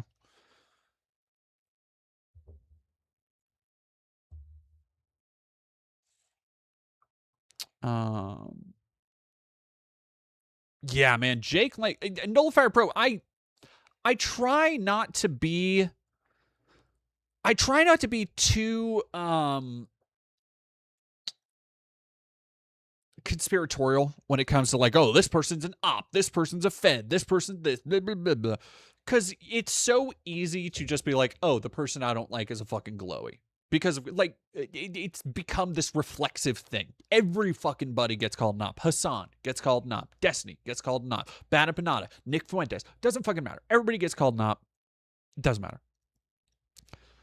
However, there are so many questions constantly swirling around Jake Lang that I am befuddled to the point where I'm like, there's almost no other explanation to a certain point. The fact that he was a pardoned Jan 6 rioter, so he was in close proximity to the feds. The fact that he currently, I believe, has a ankle monitor. The fact that he has been arrested multiple times, that he has wantonly incited violence multiple times in no uncertain terms, has led multiple mobs bordering into riots that have escalated into open violence. The fact that he intentionally says where he's going to show up using invective language like crusades, like, he is just a shit stirrer. That's it. There is literally no deeper substance to any of the things that he organizes, any of the things that he does, than just yelling slurs and telling people to get out of his country, and the most performative, sad, boomerish, like, Facebook stunts, like the shit about fucking I don't know, he did something with bacon to offend the Muslims and all this shit. And it's just, man. Zog. Zog means oh yeah, and him. The meat man. That's the other fucking thing. I always forget because I get him confused with who was that other dumb fuck who got caught texting a minor. Doesn't narrow it down in the conservative space, I know. Whatever. Jake Lang is Nullifier Pro is right. Zog is an anti-Semitic slur for the idea of a Zionist occupied government or Zionist organized government. which is just basically the Jews control the world conspiracy bullshit. Like, and well, so it's also been here's the thing is that Zog has been more normalized, unfortunately, by dipshits on the left, like Bad Empanada. Like Bad Empanada has made a concentrated effort to put that and the words like goy and goy slave into the mainstream lexicon, because Bad Empanada thinks it's super cool and normal to normalize slurs and shit.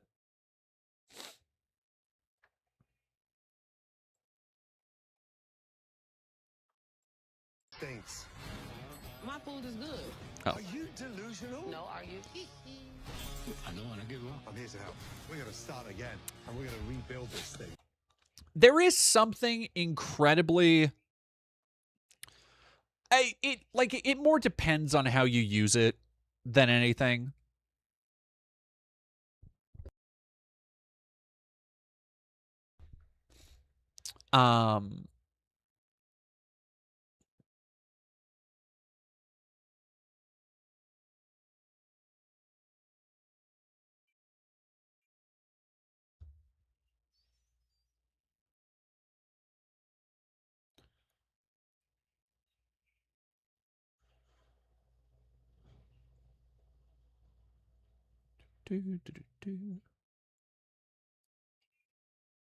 That isn't.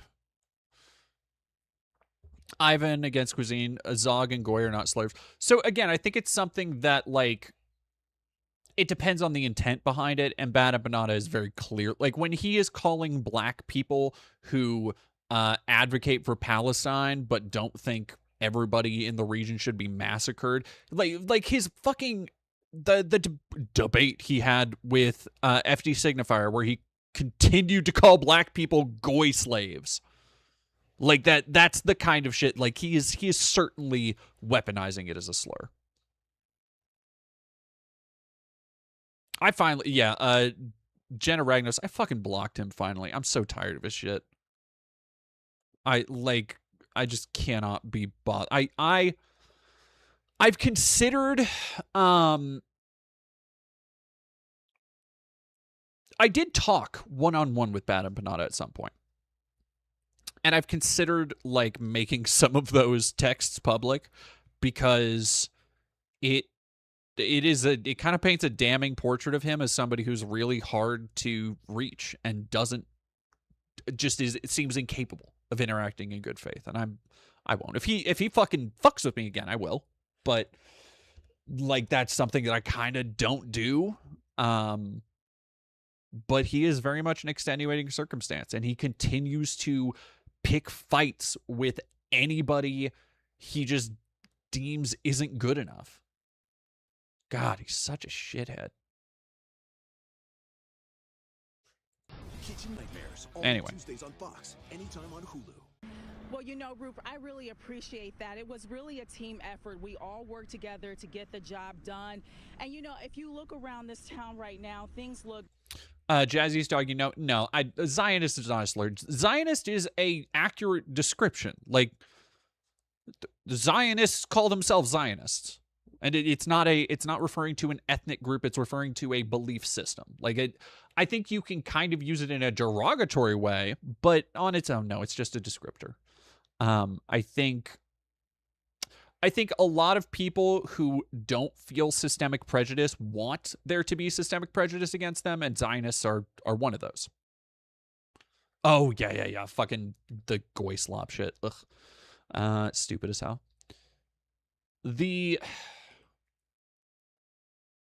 Yeah.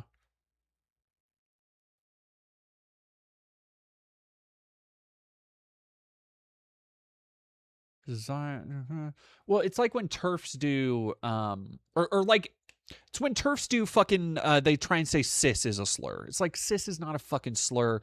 You just really, really want to be included in the, hey, don't call me a slur party when you're calling, trans women fucking whatever heinous shit they're doing. Anyway. You know, just really normal. Yeah, exactly. But Merchant Resident you Evil. know what took place here yesterday?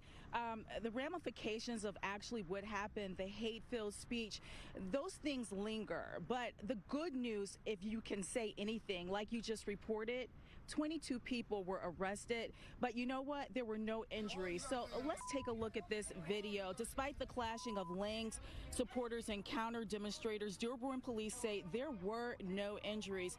Police arrested 22 people. Charges range from disorderly conduct to breach of peace. Now, people arrested range in age from 18 to 64, live across the state, and some reside from as far away as Tennessee and New York. Sorry, I was talking to Koa for a Really second. well, we have the utmost confidence in our police chief and our police department, who did a phenomenal job. Obviously, you announced the number of arrests that occurred, and the majority of those arrests were non-Dearborn residents, meaning the majority of Dearborn residents took the advice of our police department, myself, and our council to stay home if they had no pressing issues. And it's just unfortunate that there were people who got arrested yesterday in regards from not just the people who came from outside of Dearborn, but also counter protesters. Back out here live, you know, that hate-filled images from yesterday's demonstration were seen across multiple platforms, including TV and social media. Now, some of the images can have a negative impact on the viewer, but one Wayne State University professor says there is a way to turn hate and anger into positive energy. There's a lot of things. Tense demonstration. Engage in unlawful contact, blah, blah, blah. All right, here we go. Absolutely tune into Fox 2 News every day. Come on. I watch it at 10 to get the Idaho is ahead of time. If I miss something, I know I can get it on the edge. I can hear the things that are important before I go to bed. Can't go wrong with Fox 2 News. That's my station.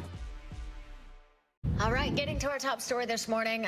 My eyes were just hooked on this coverage last night from Fox 2. Large-scale demonstrations breaking out in Dearborn last night. The arrival of far-right activist Jake Lang sparked several Nazi. We can call him a Nazi. Deltoid 71, are you a leftist? I try to be. moments, protesters shoving officers and throwing down barricades. Fox News' Robin Murdoch joins us live in Dearborn. Oh, yeah, like that's the other thing. No, I can't call him that. Fucking watch me. Wait, who's telling me? Last time I checked, this is America. These colors don't run. Robin, what are you, British? Red actually does bleed a lot in the wash. What are you, fucking crumpet eater? What you one of them scone munchers? I mean, you'd be factually wrong. Yeah, no, I get it, because he's not like a card-carrying member of the 1940s German Nazi Party. He just happens to align with all of their worst and most fascist nationalistic tendencies and is wildly racist, ethnocentrist, jingoistic, and basically embodies all the exact other qualities of a Nazi that people popularly conflate with Nazism. Yeah, you're right. I shouldn't call him a Nazi. Highly doubt he aligns with any of their beliefs. Oh, okay. SWAT officers had to be sent to help really control this crowd yesterday afternoon, last night. Yeah, you could see a number of officers wearing riot gear that were out at the scene here. For the most part, they were able to keep the peace. Jay and Erica, there definitely were some tense moments out here. Police did tell us that they made multiple arrests. And later on today, we are expected to get some specific numbers as to how many people were taken into custody. I want you to take a look at some video of the demonstrations yesterday, though, and just the massive crowds that were out here. All of this happening because of right-wing activist Jake Lang coming to town as part of his Christian crusade. Now, as you know, Lang served 4 years in prison. And well, I'm glad he's not a Nazi. So I guess the videos of him doing like a Nazi salute is what, him cosplaying? LGBTQ 1 Minute News. Let's queer up politics.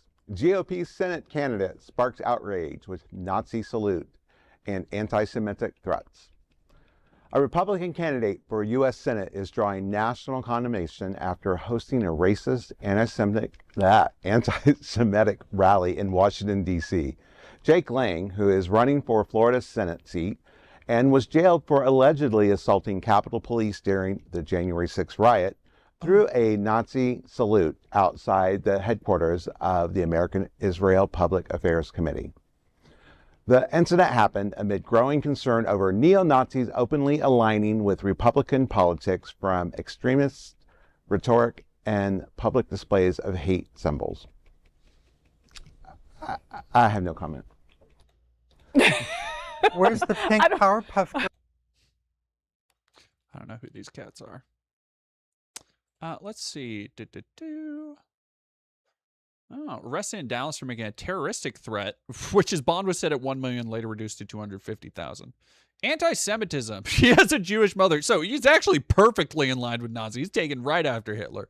Holding a bar mitzvah certificate. Jesus Christ. Renounced all ties to Judaism and Israel and posted a video of himself burning a copy of the Talmud. Huh. Through chocolate coins, gave a Nazi salute, stated, "White people in America, you will be replaced. Your children will be black Muslims if you don't stand up." And, quote, "White Christian men are not going to sit while you turn our children into a bunch of N-word lovers." So he is just basically 100% repeating the not Norman Rockwell, fucking other Rockwell. Oh, who the fuck? Who is the God damn it. Chat, help me. Which with the George Lincoln Rockwell, fucking thank you. George Lincoln Rockwell. He's just basically bar for bar stealing like the America First 1940s, 1950s Nazi shit. Just straight up. Candidacy, Minneapolis.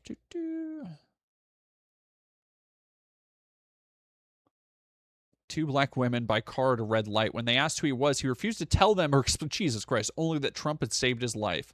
After a few blocks, they told him to get out. But never followed up. God. Never filed a police report, no shit.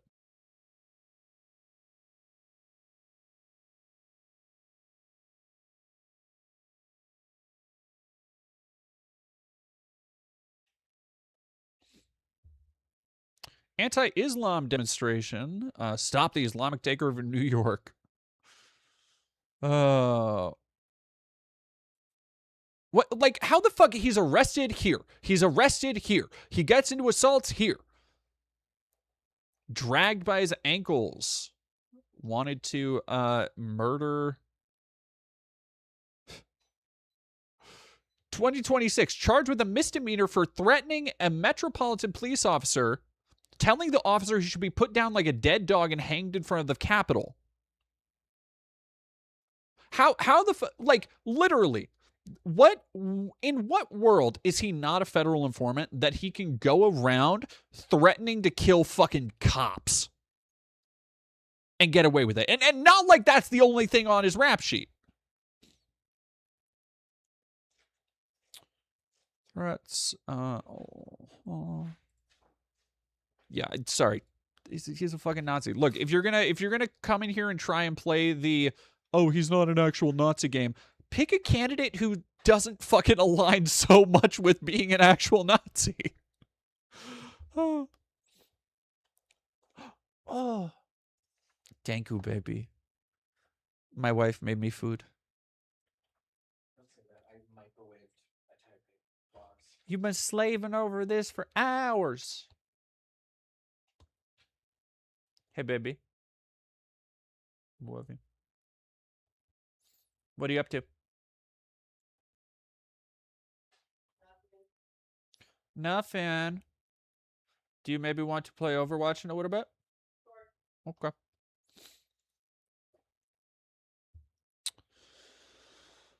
All right. Yeah, we have not gotten to... so that's everything that's happening in Dearborn. I want to keep an eye on Jake Langwatch 2026. Because I really think... Man, I don't know how much, like... I think people are getting fucking tired of his shit. Real tired of his shit. What is the what's the next stop he's hitting? Political prisoner. God.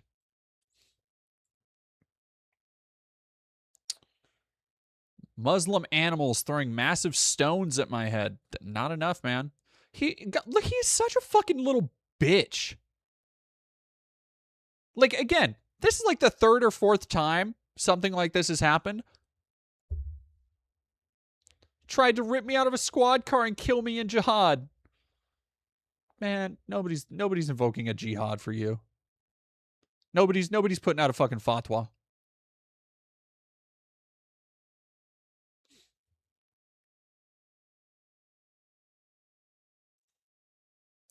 Including this brave young lady who was baptized in front of hundreds of Muslims chanting Allahu Akbar.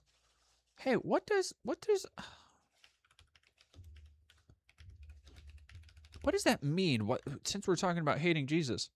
Oh, it's God is good. It's God is good. That's what it means. God is good. That's the thing he's getting mad about. It's just a different language. You fucking moron. Muslim chief of police. When I said Jesus is king, I was nearly killed by Muslims. You want to do this or not? You're not going to condemn. You're not going to condemn. Like, again,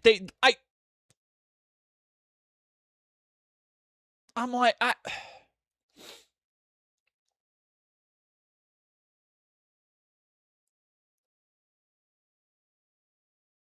baptized in a pickup bed feels sacrilegious. Yeah, a little bit. He's coming back on the 22nd for fucking what? Jake GB, holy shit, thank you for 20. I think people don't take Jew hatred seriously because it's nearly as systemic as it used to be. There's no oil pipeline going through Jewish cemeteries or FBI agents assassinating rabbi like we see with black leaders.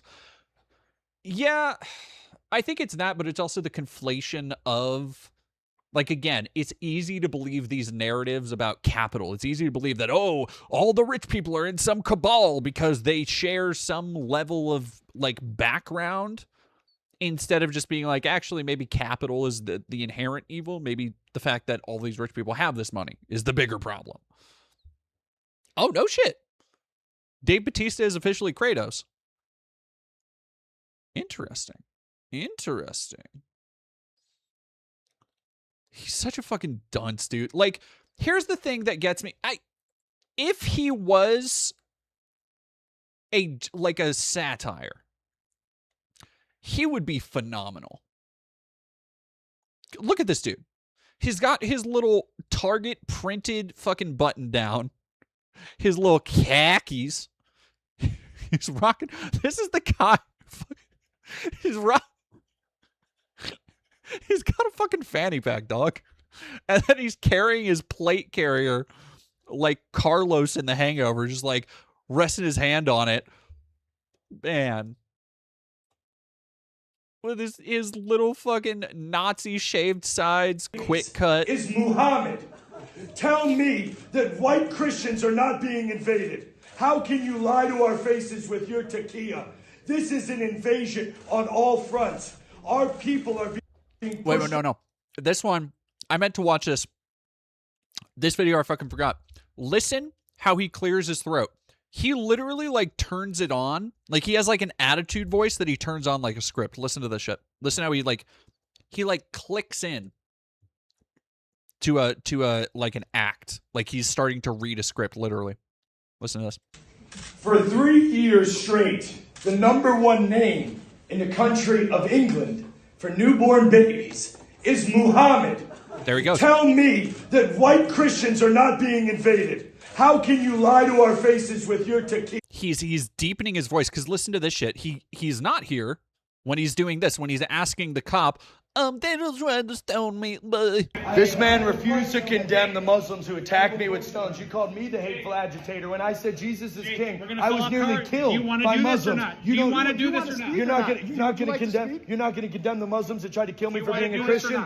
Because you're weak. Because you're weak. Because you are Sharia law. Sharia law police. That's Sharia law police. And he's a traitor to the American Constitution.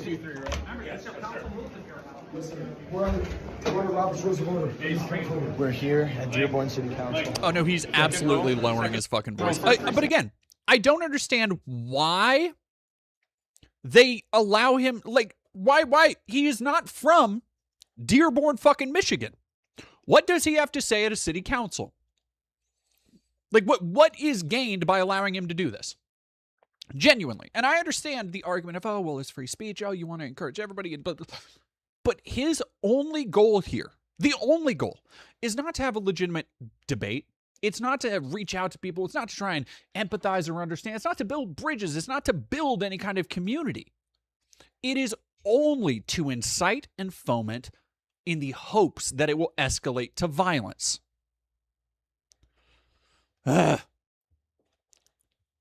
Max says, thank you for $5. Hey, DD and pals, it's kind of funny seeing such hateful garbage come out of this stub-headed dweeb and the dopiest, brainless macho voice I ever heard. I know, it's like the Mohammed. It's just like, come on, man. Come on, man. Hell yeah. Didn't this guy get arrested for soliciting a child? Let me...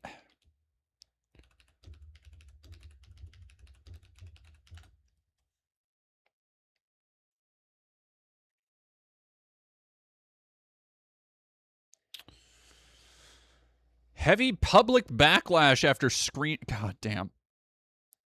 This is who, like, Benny Johnson and stuff are trying to get in on his grift too. Which is crazy work.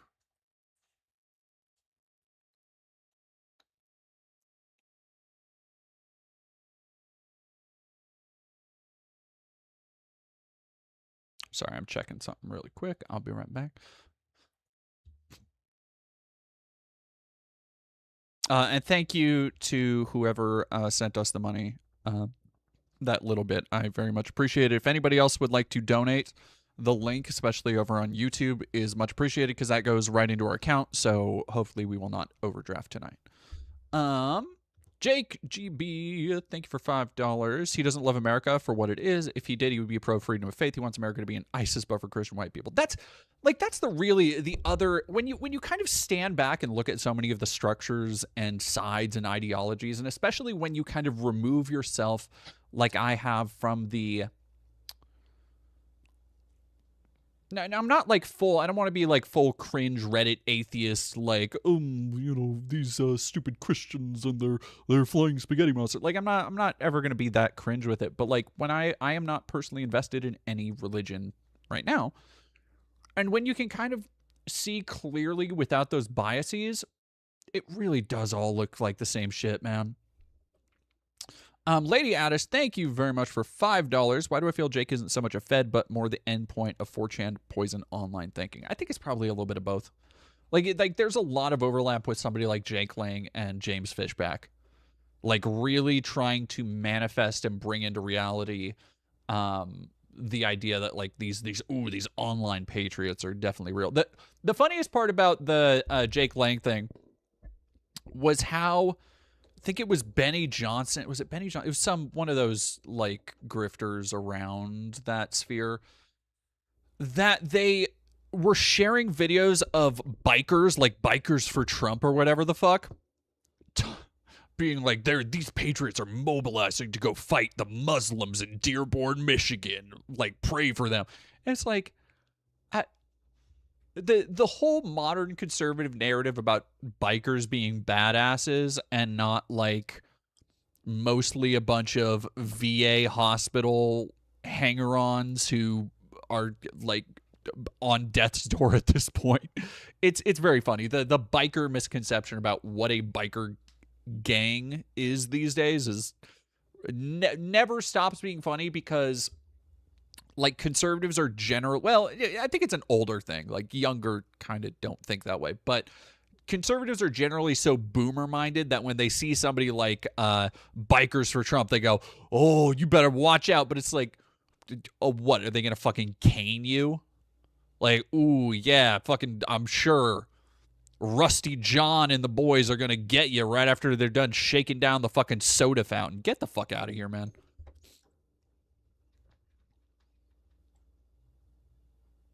Shawnee P, holy shit, 1, 2, 3, 4, 5, gifting us 5 tier 1 subbies. Hope you're doing okay.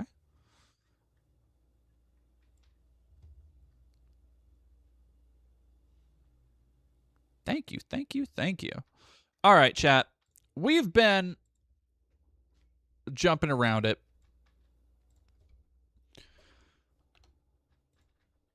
But we gotta get into it, finally.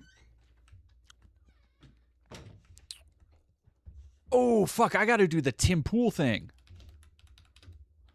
No. Chat, no, we have one more. I'm sorry.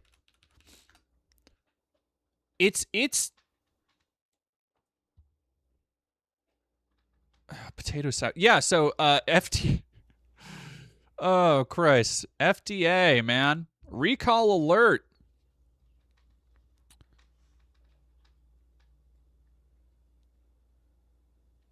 Christ. So there are eye drops that are recalled recently. Ice cream, Outshine ice cream for possible glass contamination. And this is all like in the last day or so, by the way. I wanted to talk about this. I wanted to talk about the Alex Jones thing, and then we'll get to Matt Walsh and all that. Where's the other one? Milk and sesame in Prince bakery breads. Undeclared gluten. And that's like, here's the thing. This kind of shit is what a lot of recalls usually are. Undeclared gluten. Like we are selling something that's supposed to be gluten-free. Some gluten got in there. Cross-contamination happens. It's fine. The thing we're seeing a lot more is shit like foreign matter contamination, which turns out to be fucking glass. Possibly.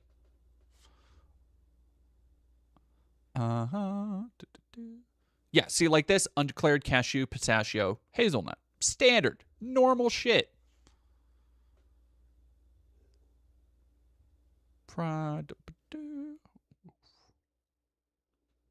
What was the other? There was a blueberry recall in the last couple days. E. coli fears hits FDA's highest risk level with 12 sickened, 4 hospitalized. This breaks my fucking heart. I love blueberries, and they are relatively cheap right now. It's a low blueberry season, and I can't eat fucking blueberries now, dog. It's legitimately one of my favorite foods. When I get a bushel of blueberries, I will go through the whole fucking container in a day. There is a reasonable probability consuming or being exposed to the recalled product could cause serious health consequences or death. So don't eat fucking blueberries. 8 states, Alabama, Florida, Georgia, Kentucky, North Carolina, South Carolina, Tennessee, and Virginia. Now, however, we do not know if that is the full extent. Like, that's the really tricky part, is that you can't just go like, oh, well, I'm safe, because there's no way to know where distributors send their product. Jesus Christ. Great job. HQ headquarters now. The following foods have now been recalled. Frozen blueberries, E. coli. Iceberg lettuce, cyclospora. Shell eggs because of salmonella. Mixed berries, possible E. coli. Pistachio nut butter, salmonella. Green powder supplements, salmonella. Jalapeno containing dips, salsa, and guacamole products, salmonella. Soup kits, listeria. Salad dressings, salmonella. Granola, dog food, jalapeno poppers, pizza cheese bread, all salmonella. Salmonella, dried herring fish, botulism. And then now we're getting back into July. May. Jesus fucking Christ, man. But look, you can go to Shake Shack and you can get your beef tallow and you can dip your natural fried French fries into the beef tallow, and that's way more healthy. Get that with a nice glass of raw milk. That way you will keep all of your internal organs completely impervious to COVID. That's the kind of motherfucker that's in charge of this shit, man.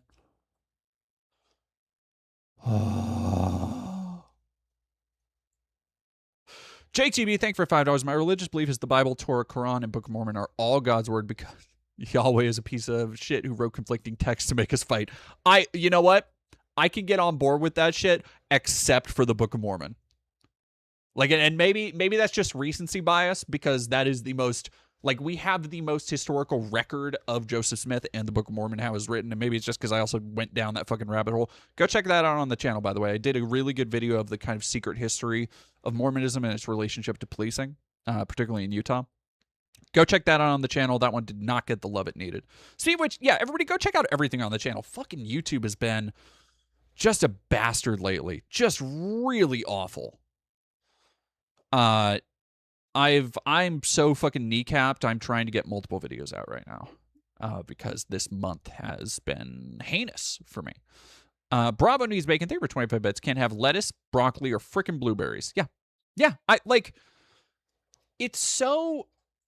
It's additionally frustrating given how much of this stuff affects good food, like fresh food.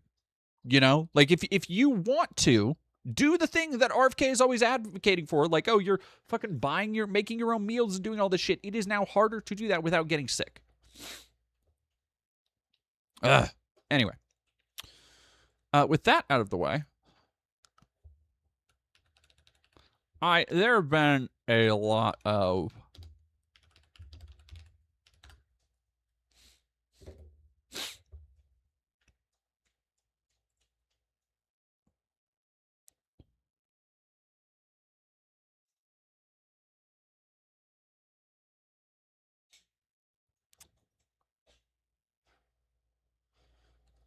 these fucking idiots are so dumb looking. God, Joe Biggs. Are we still 51 seconds? God damn it. We're still doing January 6th Joe Biggs shit, huh? We're still here, man. All right. Yeah, sure, man. Enrique Tarrio. Stuart Rhodes, Joe, man. Sure, dude. What was... Yeah, I don't give a fuck about any of the God.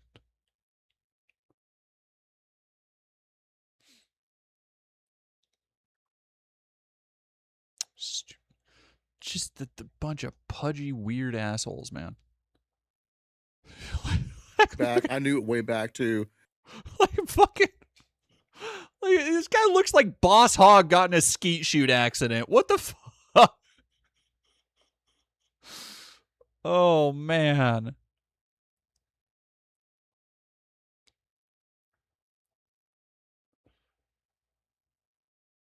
All right, where the... God, you post so much on this shit, Alex. What are you doing, man? This is just the last... What do we got? 7 hours. Great. Where the fuck was that Tim Pool thing, Alex? What the fuck did you do with it? Harrison Smith, sure.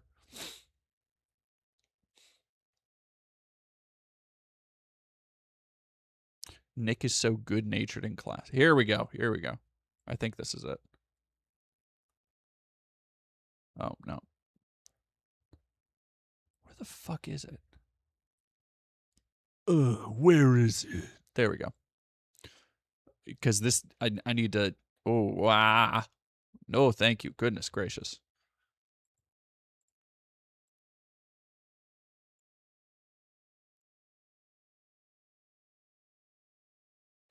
Yeah, I need everybody to experience this with me.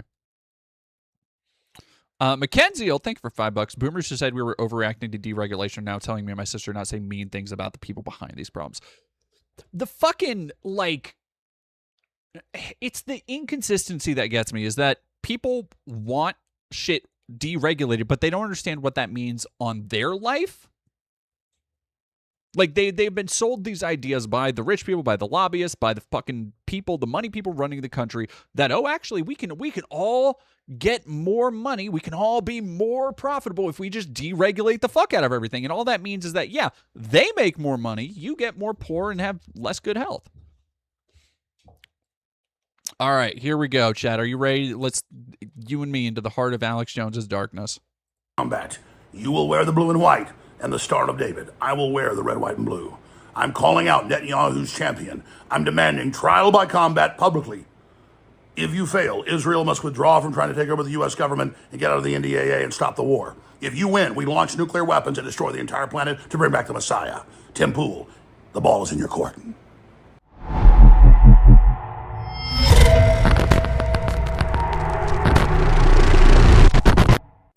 So I challenged Tim Pool today to a bare knuckles boxing match for charity, really tongue in cheek, because he said he'll debate me, but for $300,000, because I guess it's all about the money. I want to know, did he ever take money from the Israelis or any subsidiary? He said last night he's never taken money from the Israelis. I said from any subsidiary, because Pool admits he took money from the Russians through one of their subsidiaries. And back when it happened, I could see how that could happen, and he didn't know. But now because he said, I got the call implying I'm being paid, I want to know by who. So because Tim is obviously all about the money, and he's like 40 years old, I'm 52, you're 12 years younger than me, you're in better shape than me, I've seen you, you're like 6'7", probably weigh like 290 pounds. People don't really get it. All right, sorry, I'm still chewing. Give me a second. Ain't no fucking way he's 6'7". Get the fuck out of here. Yeah, I'm taller than Tim, for sure. 5'10". What the fuck are you talking about, man? Grandpa's off his meds again, y'all.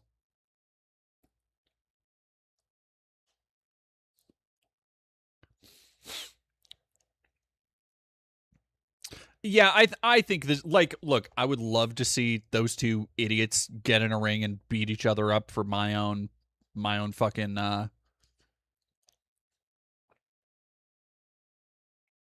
Did he really? I continue to forget that's a dumbass thing for kids. Yeah, no, y'all got it.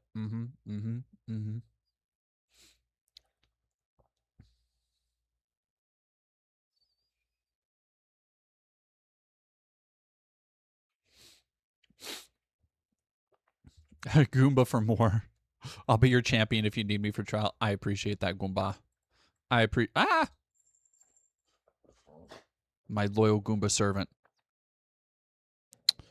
All right, chat. We got to get to the real meat today. I've teased y'all about it.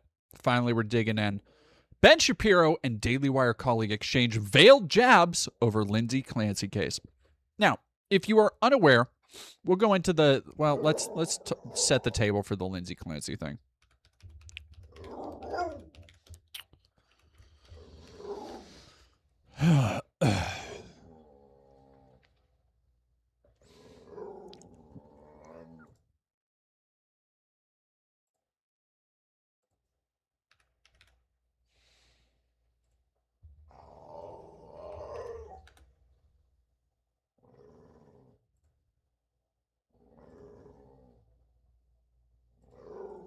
Okay. Hundreds of supporters, many wearing pink clothing.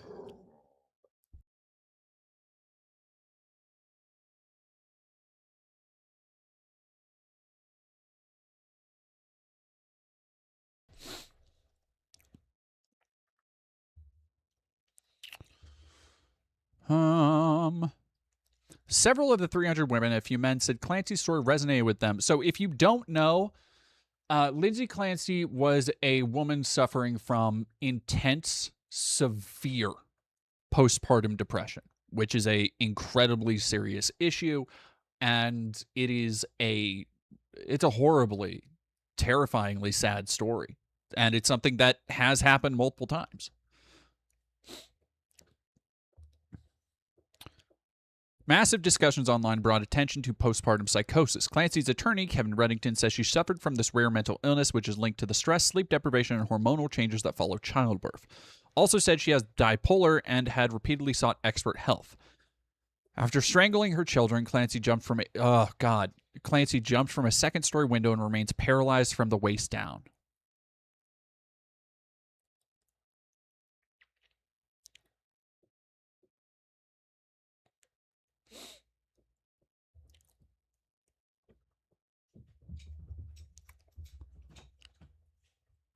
Researchers estimate postpartum psychosis, which is more serious and less common than postpartum depression. So I guess I should say postpartum psychosis and not depression, because though depression is the conversation topic here, postpartum depression, but it is a far more severe case of that. Affects 1 to 2 cases per 1,000 women after delivery. Jesus. Jean Zaborski, a 72-year-old retired nurse, says she hopes the case raises awareness about postpartum health. She and many others at the rally said they have followed the trial almost daily. Quote, I'm a mother, a grandmother. I have a sister who had problems after birth, and it's very sad. I hope Lindsay gets the care she needs and deserves, and other women will come together like we did today.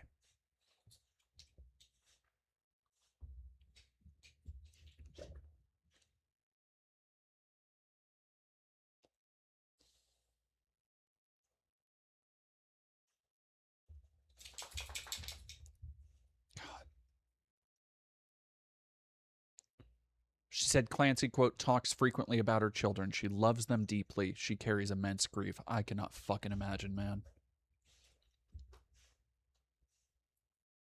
I cannot imagine.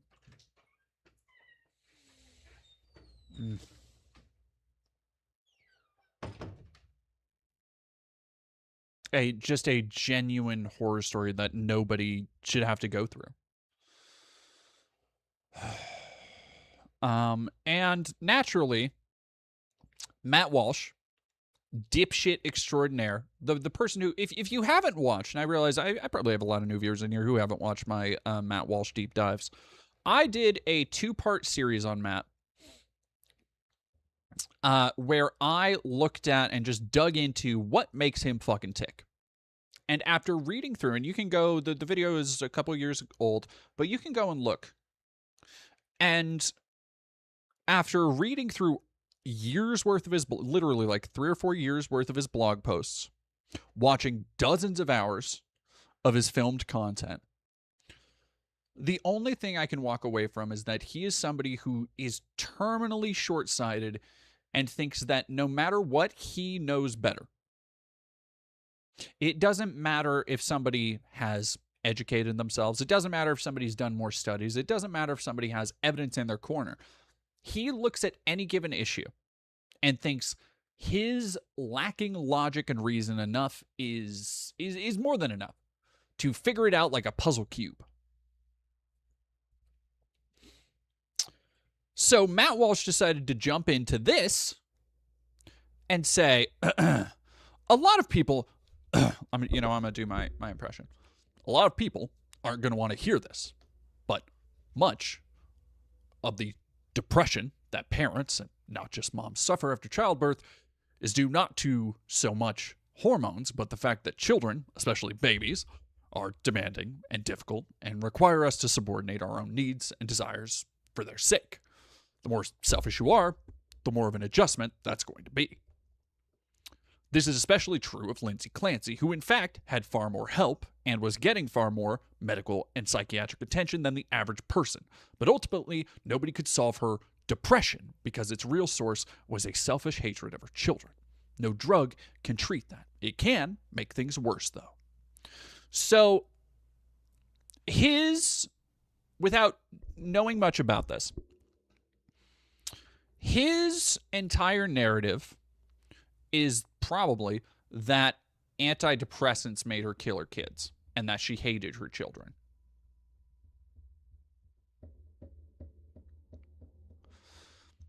Now, this complete inability to understand postpartum depression, let alone postpartum psychosis, which we just read is far, far less common, 1 to 2 cases out of 1,000, I think it was.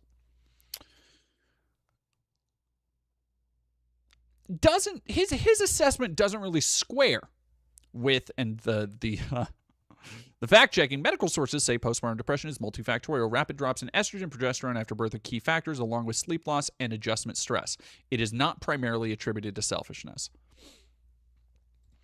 Now, Ben Shapiro, somebody who is a bloodthirsty Zionist, who is a monstrous idiot at multiple times, but is also, and this is the key difference between the two,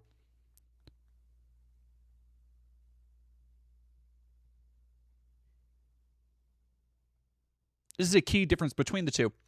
Somebody who I think actually has, like, human relationships, right? Like, for all of her issues with whatever her dryness and or wetness situation, I at least believe that Ben Shapiro likes his wife, right? I at least believe Ben Shapiro talks to his wife on the daily.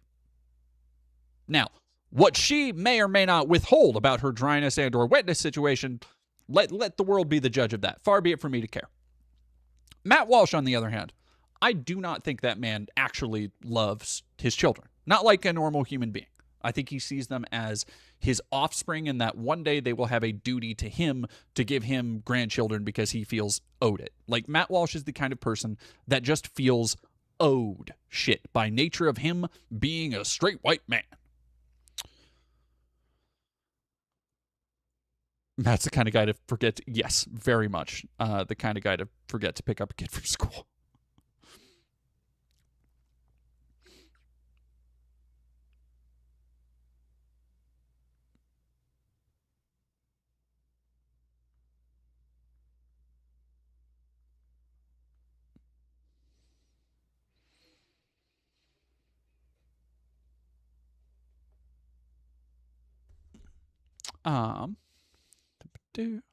Campbell's ill. Holy shit. Thank you very much for 10 bucks. Conservative don't think mental health is a real... Well, especially Matt Walsh. But yes, you're right. They think people just need to buck up and need a Full Metal Jacket style drill sergeant berating.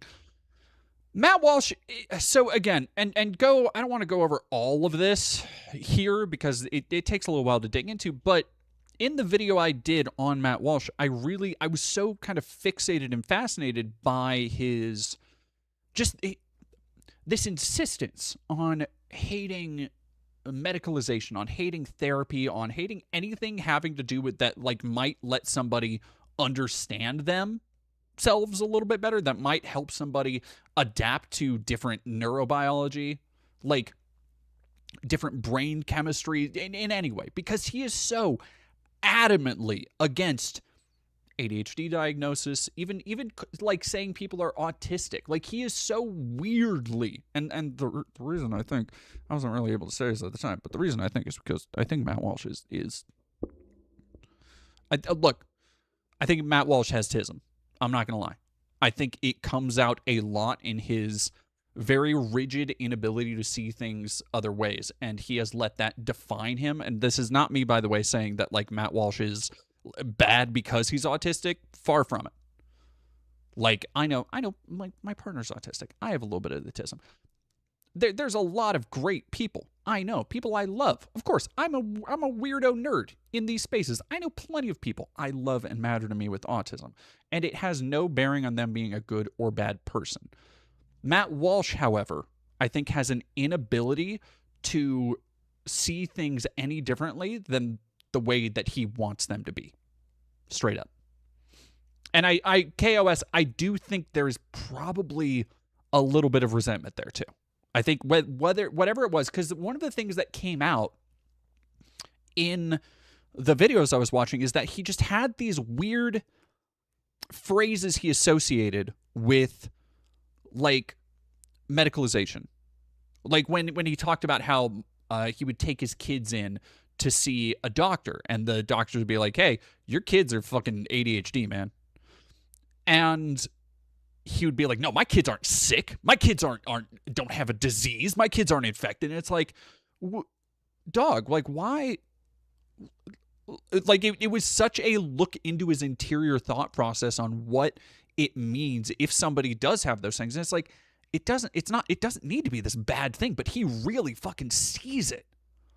Like, it's so, like, it really makes me sad more than anything. As always, it makes me sad for his fucking kids, because I hope that if any of them do struggle with mental health issues, I hope they're able to get the support they need, because I don't think Matt will give it to them. And I worry for any kid having to fucking grow up in that household. Rising in 845, thank you for $2. Matt with rare zero ristism. Sancta Georgia, that was a very poignant part of your documentary for me. I can sympathize with feeling alienated by being neurodivergent and self-hatred because of it. Hey, you know what? I've had it too. I've been fired. I had a job. I was actually just talking with Koa about it earlier. I had a job a long time ago. God. Yeah, about 10 years now. Damn. I had a job about 10 years ago where I was fired for not being able to remember small shit. which is a side effect of my ADHD. Somebody tells me something, and it's why whenever somebody tells me something on stream, I write it down, because it'll go away. And there was a moment where I was really fucking trying. The manager had given me they'd basically given me an ultimatum because I had a hard time remembering the menus and how to make the food. And they were like, hey, you need to fucking memorize the menu or you're going to be out of here because you're taking too much time on the line. And I was like, okay, Roger, yes, I'll do it. And I was memorizing all the shit. And there was this, in fairness, I think it was a bad manager, honestly. Because she also wasn't there much longer afterwards. And what ended up happening is on a rush day where there were a lot of fucking people online, they asked me to go get a refill of something I had never refilled before. It was like chocolate syrup for a fucking ice cream machine. And I was like, oh, okay. And I ran back into the kitchen, didn't see it, popped back out, asked the manager, hey, where is this? And then literally I remember hearing the manager like, yeah, we're going to let them go on the fucking break, because I didn't remember where it was. And I was like, I remember being racked with depression about it. Like, cause I was like, fuck, like, why can't I can't fucking remember this stupid shit. Like, I would have a job. And it's like, yeah, that stuff can be rough. So like, I get it. Like, if that's the way Matt feels, hey, I get it. But at the same time, like, it's not a bad thing. It's just a different thing. Like, I do wish my brain worked like most normal people. I actually had a learning disability concession in college for math class, because which was the only concession they gave me, and I had to fucking pull teeth to get it. The only concession they gave me was that I wasn't timed on my math tests. So like the other ones, to get through like college math and stuff, I took like a year of math to make up for shit that I didn't do in college so I could understand the fundamentals of everything. But I had a really hard time with the pressure. And so I was like, hey, can I get like fucking anything, like any concession? And the best they could do is like, yeah, we'll just put you in a computer lab on your own and fucking take it at your own pace. And I passed the classes. I passed classes. I was like failing before, because I like literally no other concessions. I just had time to sit there and think. And that's what I needed. And it's very frustrating to, and there's another half of that that's frustrating to see people like kind of trivialize a lot of that stuff. To trivialize the narratives around like, no, people do like, this shit does affect them big time. Autism and ADHD and just being neurodivergent, it's not always fucking fun and hyperfixations. You know? It's not all fucking tumblers and Steven Universes. Sometimes it's getting fucking fired because you don't remember where chocolate syrup is. Hey, baby. I love you. What?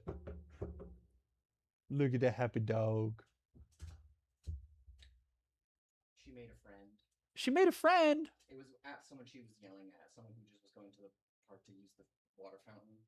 She yelled at, there was like several people doing it, and she was yelling at all of them. And the guy who came inside to do it, like, he was a separate group. I was like, oh, she's all bark and no bite. You can totally come in here. Just like let her sniff. Well, be careful with that, because some. I held her back. And okay. Let her sniff first and made sure she was gonna be fine. I've told you about her hat thing, right? Her hat thing. For whatever reason, she doesn't get like her dander up, but if somebody's wearing a hat and like approaches her straight on, she doesn't like she. That's the only time. This guy was really like slow and gentle. He was like a dog person. Okay, then yeah, like that. She will probably warm up to that just fine. But like if somebody has a hat, I don't know what it is, but. I had a hat. I don't remember the people at all. But she was chill with the guy who came in who let her sniff him. And then she came over to me with this big ass smile, like, and I was like, dude, you were just yelling at that man a second ago. Don't act like you're. Yeah, but she made a friend. She's like, I protected you. I'm such a good protector. Turn out the safe. Good job. Like, dog, I know they're here for water. She is a good protector. Look at her. You don't protect me from Jack. She bippy. You protect me from not knowing when people you don't know have entered the building. And I would actually prefer to know not know that. I would love to not know that you noticed someone entered the building. Anyway, all right, I will finish this and then we can go do something, okay? Oh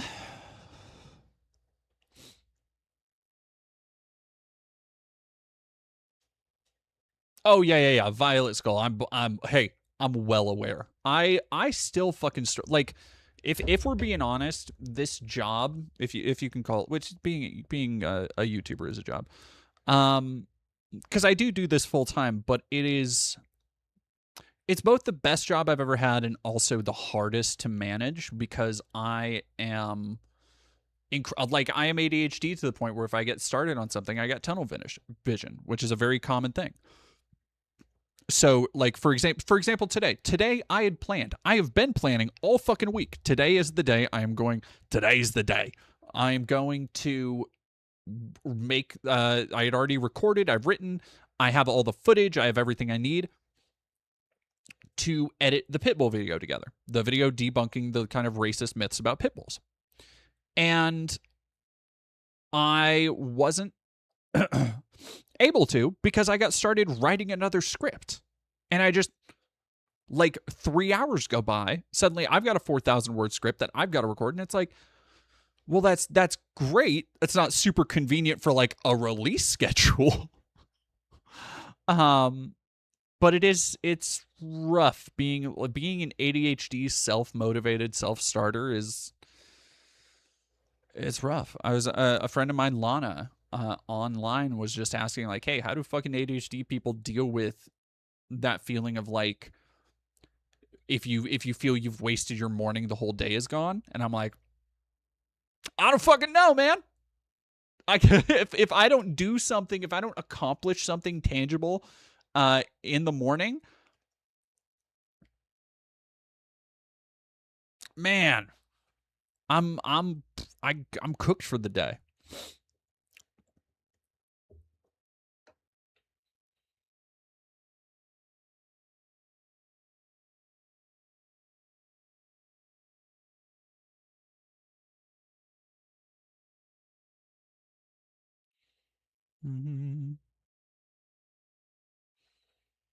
Oh yeah, the self-hatred for being lazy, Billie Jean. And look, my mom didn't know this at the time, and so I don't. My mom dealt with a lot of shit too. So I don't put this on her, and I have a pretty good, we have mended a lot of our relationship with me and my mom. The rest of my family is another issue, but my mom and I, when I was diagnosed with ADHD, my mom had a lot of worries about it because I was diagnosed. I was an early 2000s kid, so I was at the height of the hysteria of, like, oh, they're just handing out pills to kids like Pez, and that wasn't the case for me because it was like a night and day difference in how I was able to behave once I actually got medicated. Like, it was like, oh no, this shit is real, because now my child went from being just a completely uncontrollable, emotional, unstable creature to, like, voraciously reading and like being far more amenable and pleasable and able to emotionally regulate better. And it was a whole thing. But one of the things that my mom, like, that stuck with me, and I've done, my work to unpack it and stuff over time. But the things that stuck with me, the insults that hurt the most as a kid, and again, my mom, we've worked through this, so this is not, I'm not trying to, like, hold this above and be like, oh, I had a fucking terrible parent, or by any stretch of the definition. But when she was frustrated, the most common insult she would go to was lazy. Like, she would call me lazy, and usually it was because I had fucking forgotten something. It was because I had forgotten to do a minor chore. I had forgotten to do one small thing, or I had forgotten to finish doing a thing. I'd forgotten to bring the trash in. I'd forgotten to, do something that was minor, but I was asked to do. But I just completely, because I got home and I was, I was a kid. I was focusing on fucking Bionicles or video games or whatever the fuck. And that shit, like And look, looking back, I know my mom wouldn't do that now. Like it's my mom was also a very young parent.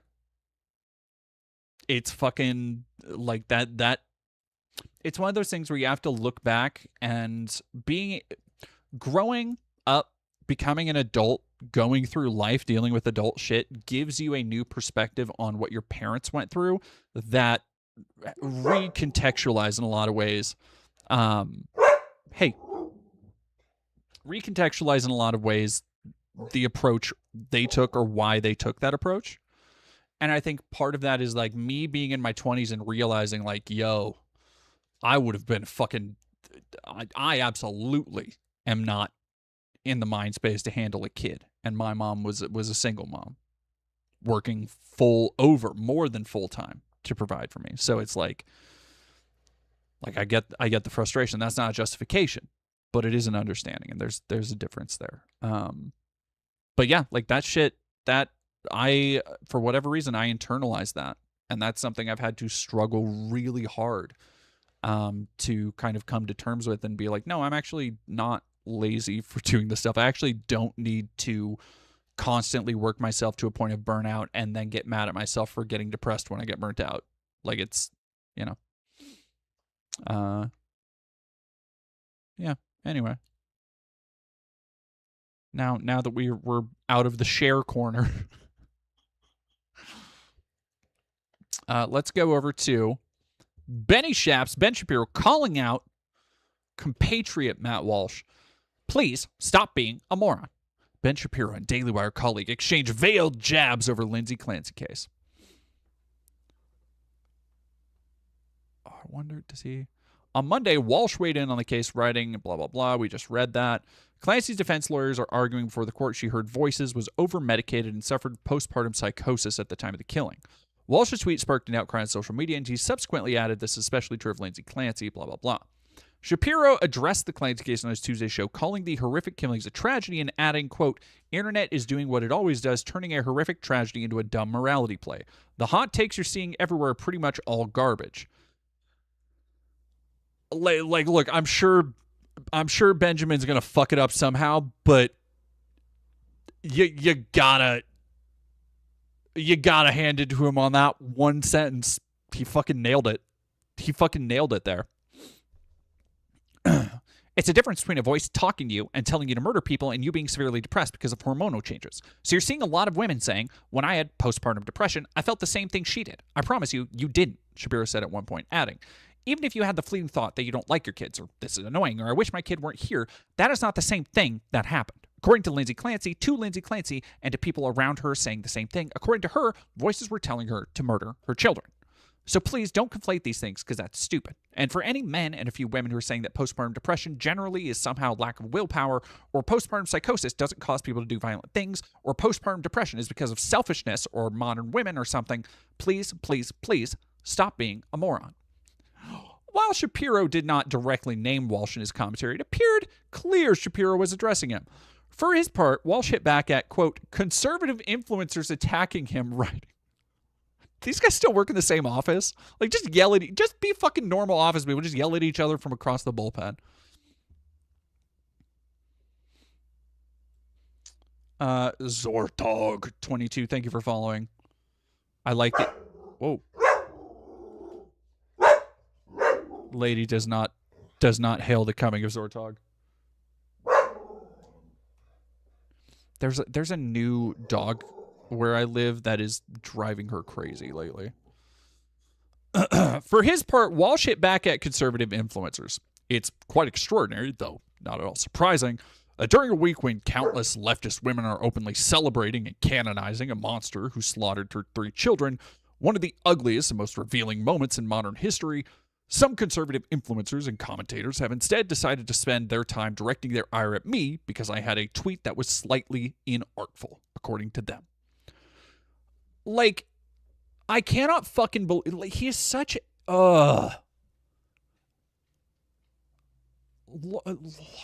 siding with Ben Shapiro as the humanist in a situation over Matt fucking Walsh, man. The idea that Matt's whole thesis here is that it's not a mental disease. It is not a toxic combination of the wrong medications, of the wrong treatment, of postpartum psychosis, depression, hormonal imbalances, things that, to varying degrees and usually far less severe, millions of women have struggled with. It's none of those things. And it is not ultimately that a lot of women are rallying around this woman who's being vilified for a tragedy that she carries that guilt over. No, it needs to be, to Matt Walsh's fucked up conception of things, that they are trying to canonize her as a saint instead of trying to destigmatize the conversation around postpartum depression and, by extension, psychosis. Instead of trying to destigmatize the conversation so that the next time a woman needs the help that will prevent a tragedy like this, they can easier get it.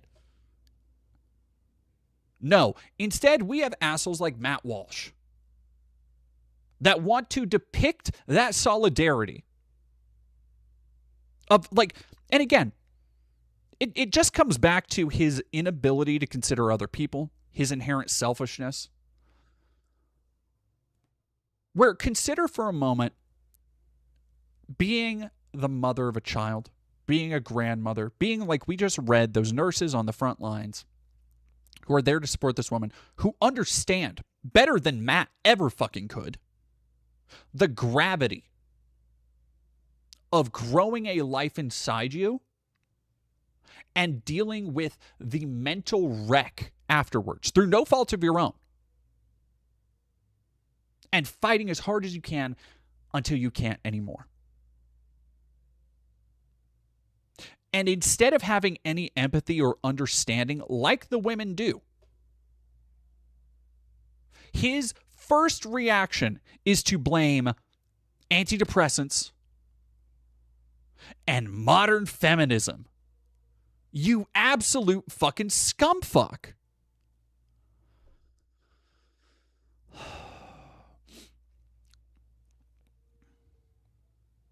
I would tend to think that the widespread, open, unashamed celebration of a woman who methodically executed all three of her children would be the headline here. And he is, again, to get people off of his back for being an ignorant prick, he's just completely misrepresenting the story. Something he knows. He doesn't care. He knows that she's not being hailed as a martyr or a saint, or she's being unashamedly celebrated. Nobody is celebrating her.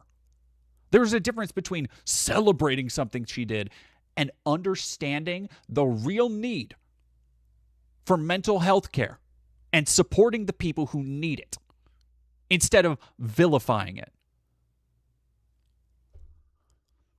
We live in an increasingly... Yeah, and he uses the R slur too, like a fucking 14-year-old. What a fucking pussy, man. Just fucking call out Ben.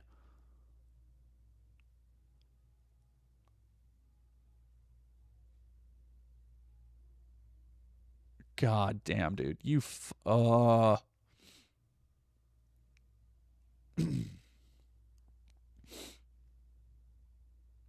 Female privilege is real. Mass psychosis is real. One of the hardest things to do when you're paying close attention to current events and you've watched one too many depraved TikToks is to take a step back and realize that things weren't always so bad. Not too long ago, for example, it would have been unthinkable for millions of women to spend their free time rallying to the defense of a psychotic mother like Lindsay Clancy, who murdered her own children one by one after sending her husband away on an errand. It would have been unthinkable for women to send nearly $1 million to the mother's family via a GoFundMe as a reward for the horrific crime that she had committed. Brother, okay, Matt has literally no place to fucking talk.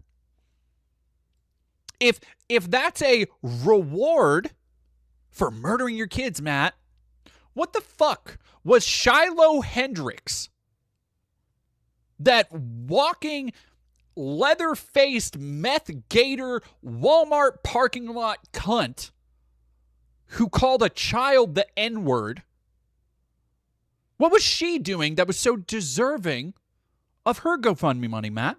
Which you supported. By your logic, she got a bonus for inciting racial hatred against a child, dude. Like, In another era, women certainly wouldn't be throwing themselves out of windows in a bizarre effort to prove that Lindsay Clancy is somehow being framed for murder, even though Clancy herself isn't even making that claim. But as you can see on your screen right now, that's exactly what we're seeing today. There are women so... Okay, this does not fucking hold water with me, dog. What the fuck are you talking about? This bullshit, and again, this is the same like thought process. I just debunked some of this type of bullshit with the Misha Petrov chick. Video will be coming to the channel soon.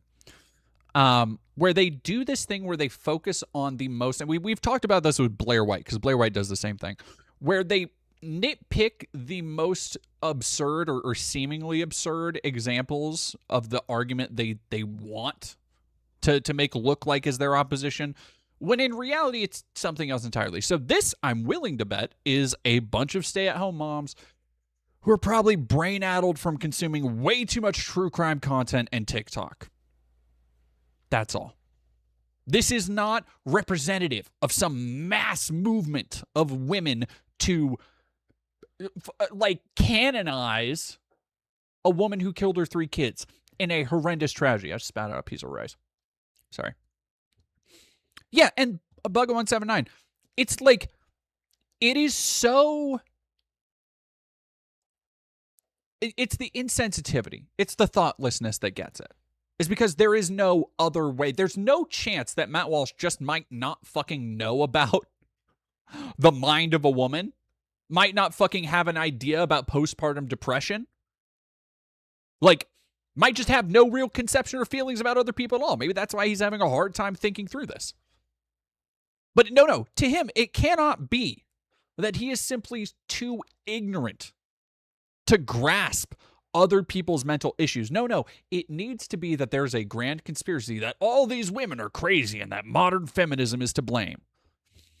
Bored with their lives, so delusional and dumb that... Yeah, exactly. Bruce Madison combed through entire internet to find a locale, then pretend said locale is the average progressive. Amen.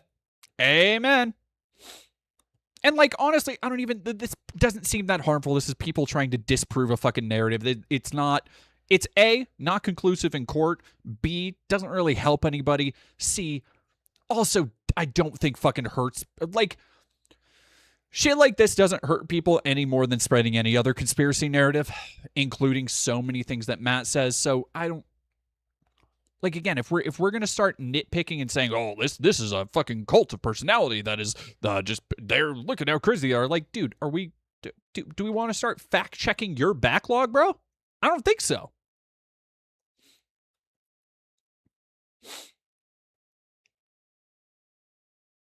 That they're throwing themselves out of buildings on camera in a futile attempt to demonstrate that Lindsay Clancy was definitely... Well, they're also... And he's just straight lying. pushed I'm not out of her seeing... second-story window. Dog, if that's not a crash pad, people aren't jumping out of windows. They're also consulting astrology and birth charts to divine the killer... Not really fucking conclusive evidence. What? I have to pop on here just to say that I've been following this Lindsay Clancy trial, especially as a mother of two. Again, this is something I've had to not do a lot because on occasion, I will talk about, social media trends. I'm actually writing a piece on social media trends. That's going to be a little bit more positive. I'm excited to write it. Or I started writing it today, and it's not I started writing a second piece. Shocker.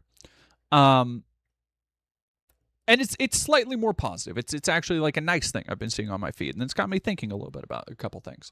And so I'm excited to share that with everybody, but I am always tempted when I do a piece that is like, God, I've seen this going around social media lately. Let me like get to the bottom of it or talk about it. I try not to do what Matt is doing. I really try and make a conscious effort to not say these people are emblematic of everything. these people are all progressives, or in their case, this is what every right-winger thinks. And in fact, I usually try and give some credence to be like, hey, I don't think all people are like this. Hey, this is probably just a little bit, but it's still like, I did this with the Pragmata video, where I talk about, because it's not true. When I was talking about Pragmata, it's not true if I were to say everybody who cares about Pragmata is a bunch of weird freaks about the little girl robot. However, there were a bunch of them. And so you can have that concession and still have an honest discussion about the issue and what's wrong with it. But this bullshit where you nitpick and spend so long on these literally who TikTokers, like it's just like it feels like padding for content more than anything. Like, you just have a shit ton of people, not even a shit ton, probably has like 2 or 3 interns going through these things, picking out a couple people based on hashtags or keywords and being like, yeah, this will fucking work. And Matt, just like, nah. Excuse me. Who dealt with a lot of postpartum mental illness, and just following all their birth charts and birthdays and zodiac signs. He did it. And again, like, somebody on TikTok saying this, Matt, does not make it the narrative. I read the story. I've read the stories of Lindsay Clancy. We just re-upped it on stream. At no point was my thoughts on it impacted by somebody saying, oh, you know about the birth signs, though. It really points to the husband doing it. No. Because you can have an opinion on that without, like, bringing in completely unnecessary people and information that have nothing to do with it. The only reason you would, in fact, try and include that in your rhetoric would be to make something seem as far-fetched as possible by drawing on the most nearby yet extreme example that you can then castigate and prostrate in front of your audience to be like, oh, look at how ridiculous these people are. Of course, this lady who killed 3 people, and they're saying she did it because of, or no, they're saying her husband did it because of astrology signs. As you can tell, this is obviously all bullshit. And but not, how much fucking are you going to pay? Well, we're only a minute 30 into this. I ain't fucking watching all that shit. Sorry, bro. Or for whatever you said. All right, let's skip a little bit forward because I want to see how much of it do we think is just him bitching about TikToks. They are. I mean, they sound the same in like their tone of voice, in their mannerisms, in their inflection. They have the same facial expressions. They have the same tics, like the same smarmy grin, the same dramatic pauses where they always look very... Oh, he's so... here's the one thing about Matt. While he is disingenuous to a fault, he is honest in ways you can't get from a lot of other conservative commentators. I think that's what draws me back to him, is that he's incredibly honest in little ways that seep through that show you the real issue he has.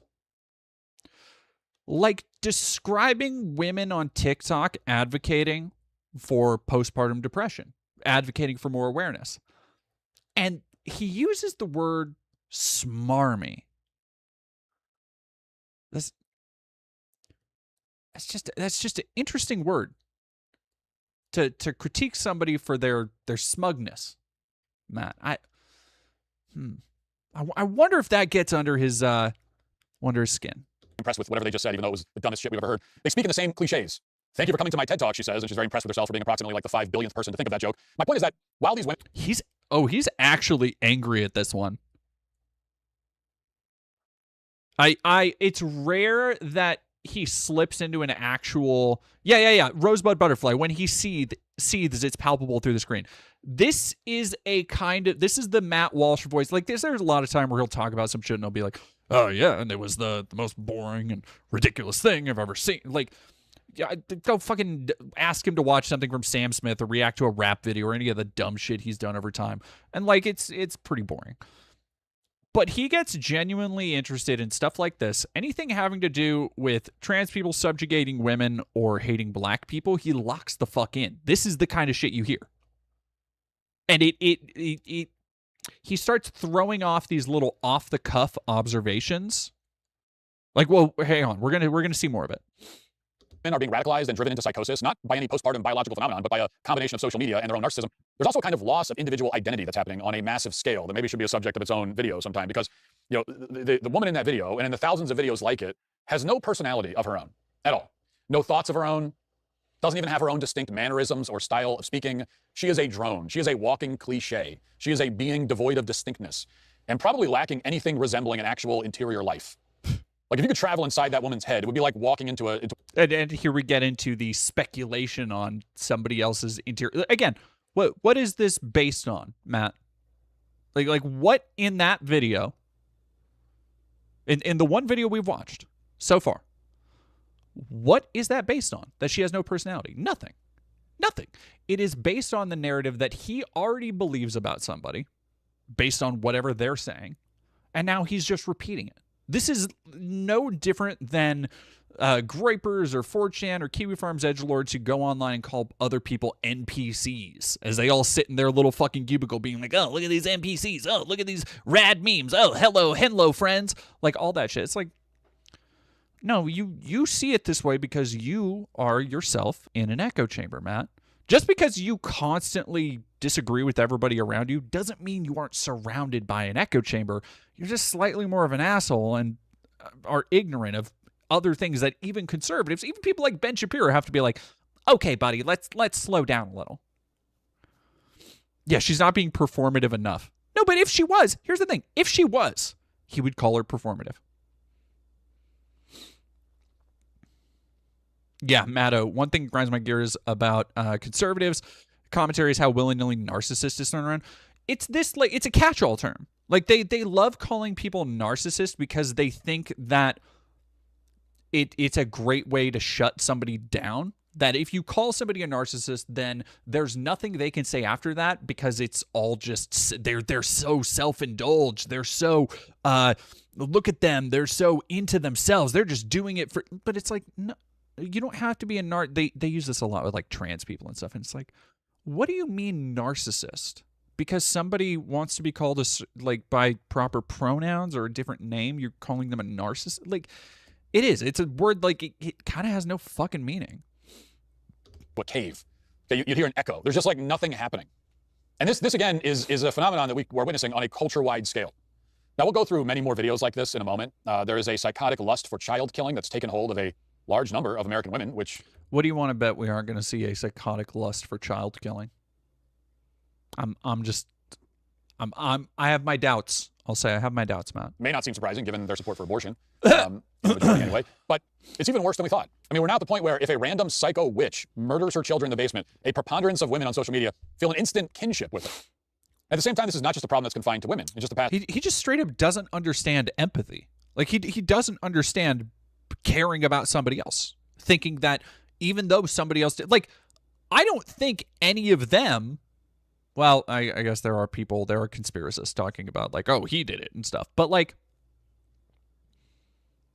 I haven't seen any broad calls. I've seen now one person on TikTok. I'll give you that, man. I've seen one person say that she didn't do it, and there's probably a couple hundred, maybe even 1,000, but I have not seen any cemented national movements to say, oh, she's innocent. In fact, the people who are advocating for her outside of the trial acknowledge her guilt, acknowledge the tragedy of the situation. You can have both things be true. You can understand that somebody did something horrible, and also that they were not in the right mind while doing it. You can understand that somebody did something that is unconscionable and unthinkable for most people, but that they are regretful about it. Not because they got caught, but because they felt there was no other recourse in the worst moment of a mental breakdown anybody could have. It's so frustrating to see people like Matt trivialize these issues and narrow it down to just the most cookie cutter, basic bitch, like overcooked from a decade ago narratives about fucking feminism. Taco Face Fart, thank you for $5. To frame her anything other than a monster, to assume she had no responsibility or treatment. The only reason one would think, that is she's a woman. Bruce Magson, thank you for, goodness gracious, thank you for $20. A good example of schemas and mental images built by echo chambers was Lauren Chen's. Oh, man, Lauren Chen. There's a name I haven't heard. Why are progressive men also feminine while the whatever she called trans women look like construction workers, basically cartoon people? Yeah, like it is. They've created these monoliths of what a trans person, what a queer person, what a black person, what people are supposed to look like.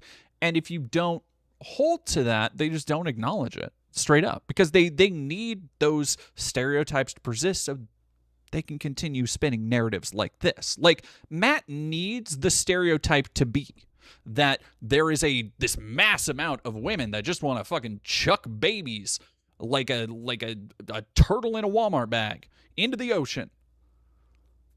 But that's not the case. And if you were to say that, he would just deny it, because that then allows him to have this narrative. This year, we've also seen thousands of black people rally around Carmelo Anthony, who stabbed a white kid to death at a track meet. Many of these people showed up to the courthouse to blame all. Hey, buddy. What? Hey, man. What?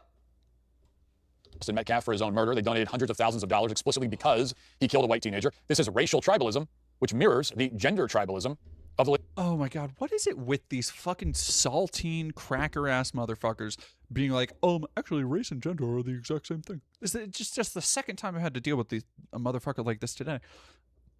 No, they're not the same thing. They're just not, dude. Like, again, another tragedy that probably didn't need to happen, and that you are trivializing, and just again, can't help but conspicuously note that that's an instance of, they're being racist against white people. But when that one white, just bad person was yelling out racial slurs, suddenly it's Ayo Kizay, and everybody should support her, Matt. Okay. I just, hashtag noticing over here. Lindsey Clancy case. We've also seen multiple assassinations or attempted assassinations against leading conservative figures and other people, all prompting an outpouring of adulation from leftists. This is an obvious form of political tribalism on the left. These people instinctively support each other in everything they do, and innocents are dying as a result. The rule of law is starting to fail in large swaths of the country because of it. So we've been told for years about the alleged radicalization of young white conservative men, but it seems clear that the worst and most psychotic forms of radicalization. It seems clear I'm sure from your incredibly opaque position, dude. It is. I'm sure it's incredibly clear from wherever the fuck you're looking at it. Are happening in pretty much every group except that one. Okay, the one group that Merrick Garland and Joe Biden and Barack Obama warned us about, as it turns out, is the least radicalized, the least deranged. Hey, what were the races of the fucking ICE psychos who are raping and trafficking people right now? Or that murdered American civilians in the streets? What's the races of the people just murdering out in the middle of the ocean, just shooting boats down and shit? Hey, what's the race of like Jake Lang and the people that like 22 people just got arrested for trying to start shit because they talk about how they want to have a crusade and kill all the Muslims in Michigan? Were those I feel like it was. Well, geez. Well, think about it. And least violent of all. One way to explain the situation is that white men as a group have been beaten down by years of scolding and moral blackmail and propaganda by the government, by the media, by everyone. There's also the fact that white men have been replaced in cities throughout. Brother, oh my God. One day ago, this is ostensibly a video about the postpartum psychosis, right? I'm reading this correctly. Mass psychosis is real. It's not a video where he is inexplicably talking about fucking white replacement. What are you talking about, man? Literally, we walked into a video. 5 minutes in, he's talking white replacement shit. With your fucking little, like, Long John Silver's decoration boat in the background and your Billy Big Mouth bass on the wall. You fucking LARPing little dweeb. You latte sipping, skinny jeans wearing fuck. The United States while being run out of every major institution. They've been conquered, in other words. And it's not the first time this has happened, by the way. Here's some historical trivia. The white men have been conquered. As I sit here with my 3.45 million subscribers, free to say this shit endlessly under a predominantly white male government that is continually spreading propaganda about how, oh, white men are so oppressed, but we need more white men. Blah, blah, blah. It's just fucking, it's tired, dog. For you, from the medieval period, otherwise known as the Golden Age of civilization. After the Norman conquest of England in 1066, William the Conqueror commissioned something called the Doomsday Book, which is actually... That's the medieval period, what they call the Golden Age of civilization? Do they? I feel like we have a different age. I know we've called the medieval period the something ages. What, Chad? Can you help me out? What I don't think it was the Golden Ages. I think it was actually a different age that we famously call that. The Golden Age of civilization is like not even. He didn't even go like Roman Empire. Like, he didn't go fucking Ottoman. He didn't go Babylon. He didn't go any of that shit. He went England, the medieval period. Oh, boy. Spelled Domesday, even though it's pronounced Doomsday. The point of the Doomsday Book was to list the names of landowners at 2 points in time, 1066 before the Norman invasion, as well as in 1086 after the Normans took over. So the Doomsday Book contained a side-by-side comparison. Okay, remember when chat, you know how I get made fun of for being autistic and going on tangents? Remember how I said Matt might be autistic? I present to you Exhibit A from whatever fucking History Channel special he went down a Wikipedia rabbit hole on before this, right before this video. This is like when I've been playing like Silent Hill or fucking like something with lore. And Koa, we're walking somewhere, and I'm like, so in the game, actually, I'm playing. So the thing is that, so the thing about Heather is that actually she's also a wizard, and her soul got divided into two by the order, and her father, Harry, took her out of the town. Like, it's just, this is just hyperfixation hour, man. Of the names of landowners before the invasion, as well as the names of landowners after the invasion. Now, just by paging through the finished product, it becomes clear that the name Doomsday Book is very much appropriate. The landowners in 1066 mostly had names like Ulrich or Edwin or Godwin or Harold or my personal favorite, Wulfstan. They were Germanic, Norse, Danish. And on the other hand, by 1086, the names were all French and Norman. They were names like Robert or Ralph or Roger or William. And again, he's trying to make this, I guarantee the thing he's trying to say is a replacement thing. But it kind of falls flat because he's talking about how, all those old white people were replaced by other white people. Like, yeah, okay. Again, not even thinking for a moment that, somebody with a little bit of introspection might look at something like this and be like, oh, damn.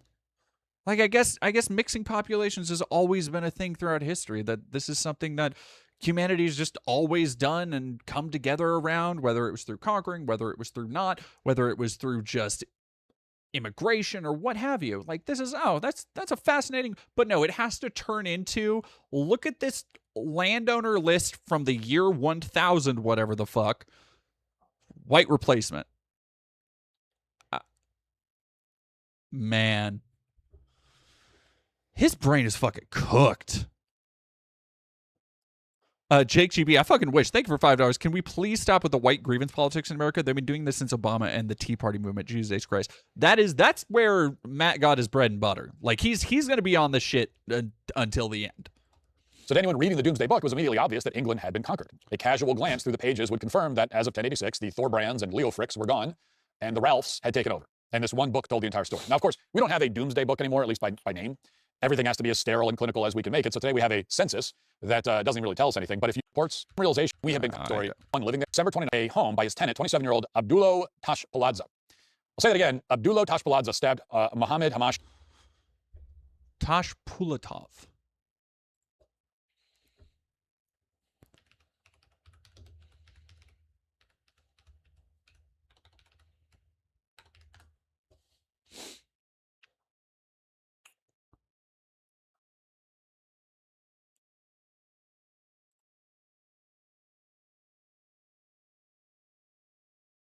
Tajikistan. Interesting.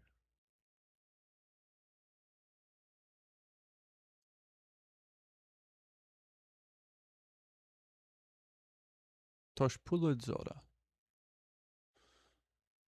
On company community. Well, why?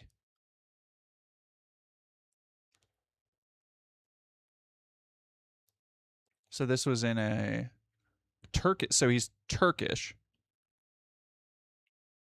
What the fuck is Matt gonna say? To death inside a mansion in Fairfax County. A mansion in Fairfax County. Inside of a mansion, huh? Was being... God, he's such a fucking liar, dude. Like, just look up literally anything he types. It's just this stuff now. He's like, this clearly Muslim man got in a fight with another clearly brown-skinned man, and then a fight in a mansion. And then you go and look it up, and it's a Turkish dude being held at Northern Virginia Mental Health Institute. Workers let him participate in unaccompanied community visits for 2 days. Guilty by reason of insanity, a jury upheld his after stabbing his roommate in December 2019.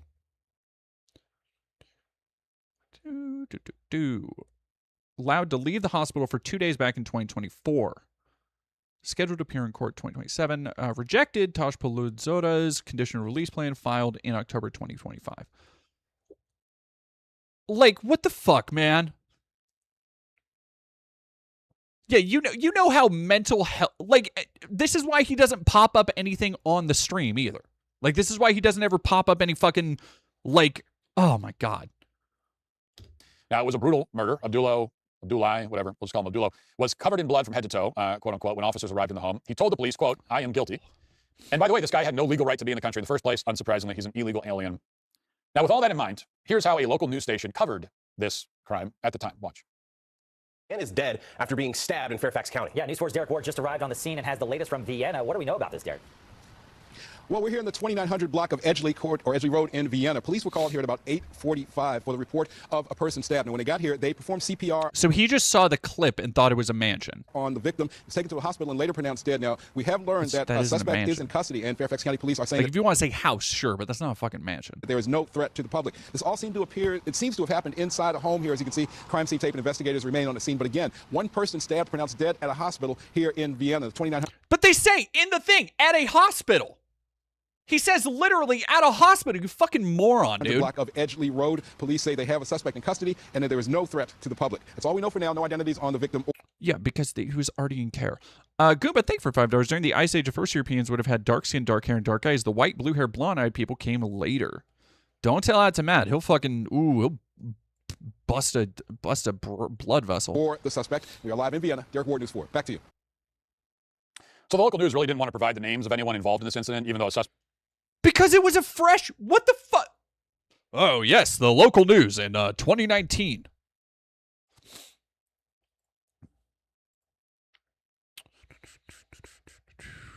Man, accused fled. See if I can fucking actually find the... Because fucking Matt can't give the right name. Access to taxpayer funded. Brr, brr, brr.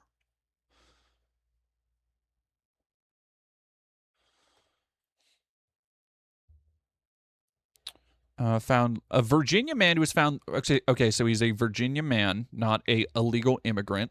Did he just see a name he thought was foreign and assumed illegal immigrant?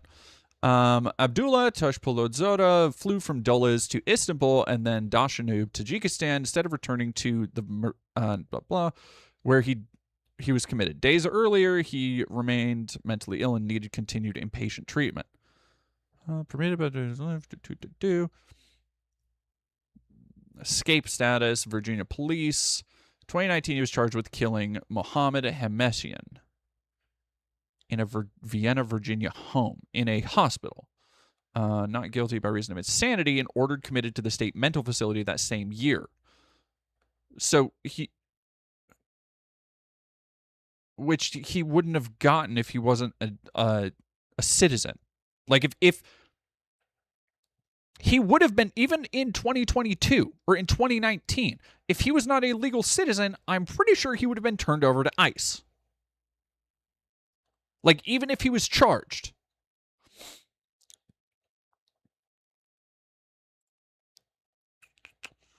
Islamist immigrant... Oh, that's why. Yeah, there's fucking... Islamist immigrant murderer allowed to flee country. Jesus fucking Christ.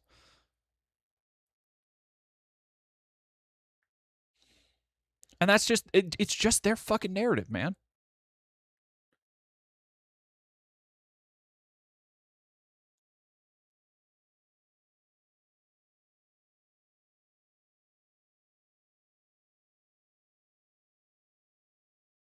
Oh, wait, no, hold on. Why the fuck is nobody getting this shit straight? Like, I keep hearing different stories. Here we go. Not guilty by reason of insanity plea. Same physicians. Brother killed her father in 2021. He was committed to...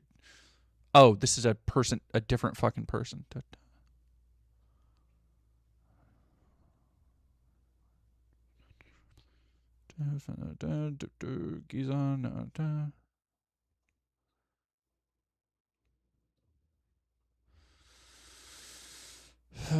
This is not about defendant. Same functioning possible cigarette conviction at trial. All right, DHS spokesperson confirmed that a citizen of Tajikistan previously charged with second-degree murder entered the U.S. lawfully, so not a fucking illegal immigrant. Violated terms of his admission and lost his status. Immigration judge ordered him removed on July 24th. When did he lose his status? I have to imagine probably the murder. Self-departed to Tajikistan in compliance with his final removal order. Okay, so I just straight up don't believe that. I think that the DHS spokesperson said under Trump and Secretary Mullen, criminal illegal aliens are not welcome in the U.S. But what do you fucking mean? All the other stories are about him escaping. This is just a fucking mess, dude. What do you mean?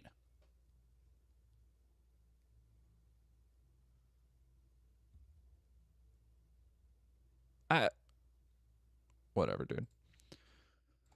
Fact was in custody, and it was obvious he did it since he was found in the house and the police weren't looking for anyone else, and also he said he did it. Now, at the end of the clip, the anchor does express some surprise that a homicide like this could occur in such a wealthy area, but that's as far as it goes. You'll have to conclude that this was just another unfortunate altercation between a couple of random Virginia men who are just as American as anybody else. Unfortunately, the police caught the killer, so you'd assume, obviously, that, okay, well, he'll be spending the rest of his life in prison. Don't have to worry about that guy anymore, at least. But that didn't happen. Instead, in 2022, Abdullah was interviewed by a state-funded Muslim psychiatrist, and shockingly enough, that Muslim psychiatrist found that Abdullah was not guilty by reason of insanity, so he was sent to the Northern Virginia Mental Health Institute. What the fuck do you... Found not guilty? Yeah. A dude who murdered somebody who had no real prior history of violence and who was in again, he has to lie about this narrative and make it, it was a Muslim that helped this other Muslim escaped by giving him an insanity plea and sentencing him to life in a mental hospital 4 years ago. But that's not what happened, dog. That's not what... And what this means is that under Virginia law, he was not criminally responsible for butchering his landlord, and so every year, he's eligible for a psychiatric reevaluation. And if the doctor determines that he's all better, then he can be released into the public with no conditions. Why? Where did landlord like the murder come never from? happened. He can walk right outside the door of the mental institution as a free man and move in right next to you if he wants to. We talked before. That's super not how that works. They literally said he was supposed to be kept there because he was mentally impaired. Like what? More about the insanity defense and how it should be abolished, because none of this makes any degree of sense whatsoever. Once you kill someone, you forfeit your right to freedom permanently. It doesn't matter if a psychiatrist thinks you were insane. Once you kill someone, you forfeit your right to freedom permanently. Okay. At the time, even if you could somehow prove that you couldn't control your own actions or you had no idea what was going on. Just genuinely the most like, dog. Genuinely somebody who I know Matt has read books. I don't think he's understood them. Right? Like, I know he's talked about reading Crime and Punishment. I struggle to understand how somebody could read Crime and Punishment, which is a long-ass fucking book that I believe Matt claims to have read, and walk away being like, yeah, universally, if you murder somebody, there's absolutely no gray areas and nobody should ever be redeemed, and there's no possibility for, like, turning your life around. Like, there's nothing there. Like, unbelievable, man. That's all the more reason to lock you up. You're a threat to everybody around you as long as you live. But in this case, Abdullah didn't even have to wait for a psychiatrist to give him the green light for release. Instead, Abdullah was freed from the mental institution, despite the fact that his doctors and the court strongly believed that he should not be released. So this is from the New York Post. Quote, Abdullah Tashbaladze left the Northern Virginia Mental Health Institute on July 6th for an authorized 48-hour pass. He was required to return 2 days later, but he never did. Instead, he traveled to Washington Dulles International Airport and boarded a Turkish Airlines flight to Istanbul before continuing to Dushanbe, Tajikistan. Well, I mean, the DHS just said, like, you should be totally fine with that. Oh, Christ. guys. All right, I want to get back to the fucking I don't give a fuck about his bizarre white supremacy bullshit. All right, here we go. Now we're talking about the TikToks. Unfalsifiable things presented in courtrooms, by definition. It can never be proved or disproved. There is, and you get a Muslim psychiatrist, you're in business. And this again, no, he just goes which is why you should never be in a courtroom. You cannot have unfalsifiable things presented in courtrooms, by definition. It can never be proved or disproved. Again, I just watched, and maybe this is just because it's in my head. I just watched 12 Angry Men, which is a phenomenal film. I've never seen the play. I've never seen the film. The original, the black and white one, incredible, unfucking believable. Oh my god, I really want to watch the William Friedkin one next. It's one of those movies that you get like 3 minutes in and you're like, oh no, this is one of those movies that is going to be as good as everybody says. Because there's sometimes, you watch a movie and you're like, this is fucking fine, like whatever. It was good. I'm glad I saw it, et cetera, et cetera. And then sometimes you have those movies that you put off and you're like, no, I'll watch it one day. And then you decide today's the day. And you sit down and you're like, oh yeah, this is the truth right here. This fucking rules. Ooh. But the core concept of that film, right? And it is this look at the intersectionality of culture and different people's conceptions of what justice looks like, what it should look like in a civilized society, and how democracy, how this idea of a jury of your peers, what it really means for 12 people to have a grapple over somebody possibly being put to death. And what if they're wrong? What if the person didn't do it? What if, because you need to prove beyond a reasonable doubt that they did. And the movie starts, everybody except for one person believes beyond a reasonable doubt. And so they talk it out. The entire movie is just a fucking, it's just people hashing it out in a room. Which sounds fucking boring. It's riveting. It's incredible. Go watch it tonight. It's on, I believe it's on Tubi. I think I watched, I watched it on Tubi. But again, something I don't think Matt, if Matt has seen it, there's no way he could have internalized that. There's no way he could have learned or introspected from that, because the entire point is that in the court of law, if you simply say, oh, yes, this person did it, obviously, just look at it, you lose the human element. And without that, you lose the heart of democracy. You lose the heart of representation, the ability to sit and say, what if we're wrong? Because if you just rely on, well, obviously this person did it, send him to death, like Matt would want to, there's no limit on what somebody can say you deserve or what you actually did or what your intentions are. Because they've removed the need for that reasonable doubt. That's why they have prosecutors. That's why they have defendants. That's why they have expert witnesses and testimony to sway the jury. That's why we have the jury. Now, we've well established that people like Matt don't genuinely believe in things like democracy, the real rule of law, fairness, or just the concept of universal justice. But to see him so bold-facedly admit it here, in so many words, is still stunning to me. Genuinely. There is no way at all ever to determine what was happening inside the conscious mind of a currently sane person weeks or months ago at a specific moment in time. There is no way for you to know what was going on in my head last Wednesday. You can never prove it. You can never know. You can't even know it now, currently.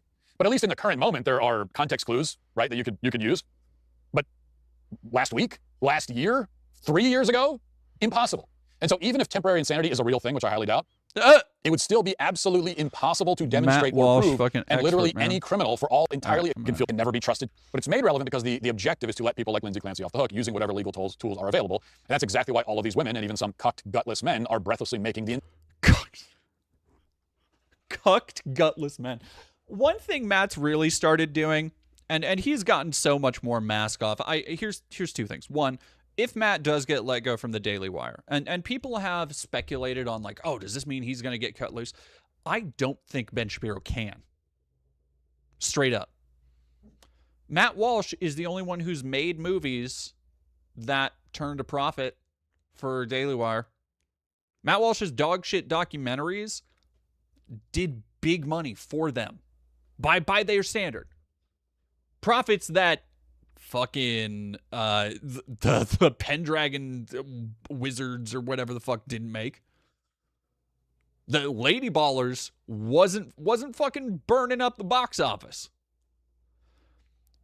He's also kind of untethered in a way from Ben Shapiro's very toxic brand of Zionism and the sole focus on Gaza, on Palestine, on critiquing anti-Zionism that has made Ben largely unpopular and kind of a more toxic name in the modern conservative space. And there's been this little bit of radicalization happening with Matt where over time he's just started talking more like a 14-year-old. Like he's starting embracing his truest form, I think. And you got it with shit like him using the R slur all the fucking time. And then you see little bits like that where he's like, men who are so cucked that they, oh God, stand up for women's autonomy and trying to empathize with mental health struggles that are real and documented by experts and studied by people who know what the fuck they're talking about. Matt, yeah, really, really cucked right there. He just sounds like a fucking 4chaner most of the time now. I genuinely think if Matt leaves, there's like a T-minus week. If not less time. I give it a week before he's on camera somewhere saying the hard R. He wants to say it so bad. Insanity case for Lindsay Clancy. They don't really care if she's insane or not. They want her to go free. And that's not based on any kind of logic or even on any kind of genuine misunderstanding. What is your... Give me some proof there, buddy. Or difference of opinion. They know she murdered her children. They know she chose to do it. And they support her in spite of that. Yeah, buddy. No, nobody's praising her. Nobody's saying, hey, it was a good thing she did that. But advocating that she get the mental help she needs, which is probably fucking years of therapy and probably at an outpatient facility. Like I doubt she's going to be fucking walking fun and fancy free. Like this doesn't really seem like a Casey Anthony situation. Like quite literally, because she is also now paralyzed from the leg down because she tried to fucking kill herself, you dolt. The idea, like, again, he just has to depict it in the most disingenuous, scum-fucky way possible, man. Or more grimly, in some cases, they support her because of it. Now, these women have entered a state of communal psychosis, in effect, metaphorically, all to defend Clancy for committing the most heinous act. That's not a metaphor. Imaginable, strangling her. Is that, chat, am I the idiot here? Is saying that they have a communal psychosis, in effect, a metaphor? That doesn't seem... I think he's just saying big words now. Her own children to death. Their plan, as was the case in Virginia, is to use the absurdity of the insanity defense to absolve her of responsibility for these brutal murders. That's not what the insanity defense is. It does not absolve, like, it's not a fucking get out of jail free card, ding dong. And to be clear, we're not talking about a handful of viral TikToks here. This is not a case of cherry picking the most extreme weirdos to develop a narrative. Oh? This phenomenon is widespread and mainstream. As we speak, a GoFundMe for Clancy's family, which is a roundabout way of donating to her, has exceeded $920,000 in donations. This woman is going to clear $1 million. After murdering all 3 of her kids, she's going to make for the 2 people who have remained at her side every step of what followed, her parents. For more than 3 years, Mike and Paula have shown up for Lindsay. They have attended her court proceedings and relocated from their Connecticut home to Massachusetts so they can be close to their daughter. You fucking...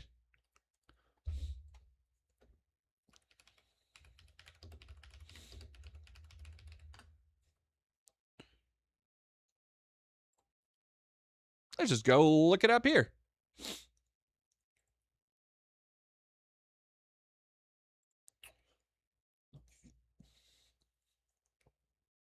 Paula is retired. Mike is a photographer. They have spent years absorbing the travel, lodging, and living costs required to remain close to their daughter, drawing down savings they spent a lifetime building. They have not walked away from their daughter, and they have never been unclear about why. They love her. Nothing about this...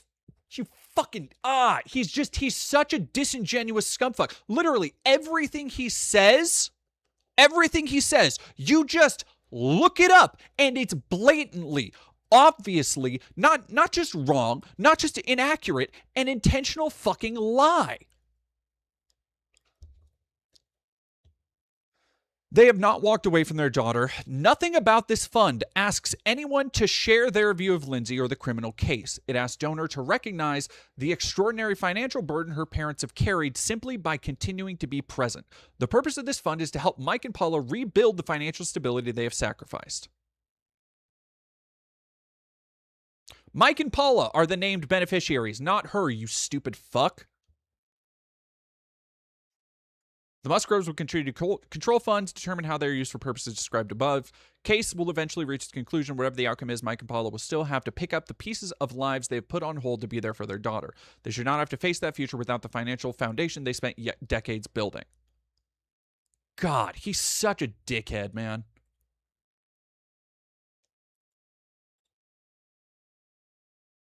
$1 million or more. And you can see the fundraiser on the screen right here. The page reads, "The Musgrove Family Fund is for the two people who have remained at her side throughout every step of what followed." Oh, you're gonna actually read out how wrong you are. Is he gonna fucking change his tune, or is he gonna backpedal and be like, well, obviously this is actually for her, and this is just a way to pay her for killing her kids? Is he gonna fucking double, triple down? Mike and Paula Musgrove. For more than 3 years, Mike and Paula have shown up for Lindsay. The case will eventually reach its conclusion. Whatever the outcome is, Mike and Paula will still have to pick up the pieces of their lives they put a hold on to be there for their daughter. They should not have to face that future without the financial foundation they spent decades building. Now, of course, there's no logical reason why anyone would donate to the fundraiser of the parents of a child murderer. Since when do we do that? Do we have GoFundMes for the parents of school shooters? Like, since when is this a thing? But you know, this again is about supporting Lindsay Clancy. It's about supporting the murder, not the extent. Exactly. See what I just say? Completely ignored. Well, no. Why would they have this? I don't know, man. Since again, when do people support white racist meth head ladies yelling at racial slurs at children? Man, that's something you're chill with. But also a shocking look into, God forbid his kids ever get into any trouble, he will fucking hang them out to dry. The parents have spent money defending their child-killing daughter. That's their decision. Okay. No one owes them anything. The whole idea is preposterous. If they were honorable people, they would turn this money down. Okay, if I'm a parent and my child has committed a heinous, barbaric crime against my own grandchildren. Bullshit. You know how I know it's bullshit? You know how, Matty boy, come here. You know how I know it's bullshit? Let me rap with you for a second, bruv. It's bullshit because when Josh Duggar, a rapist, pederast, piece of shit, a Christian, as Matt defended him, when Josh Duggar was found to have assaulted his own daughters, Matt Walsh said he didn't know if he would have been able to turn in his own kid if that was his.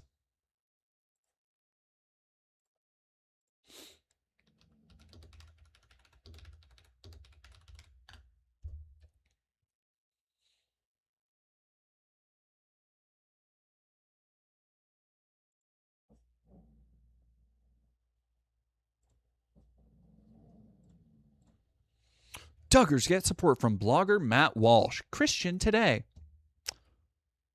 They are living by their conviction. This is, by the way, child rapist Josh Duggar, who he's talking about. Josh Duggar, who I don't have enough invective for that scumfuck.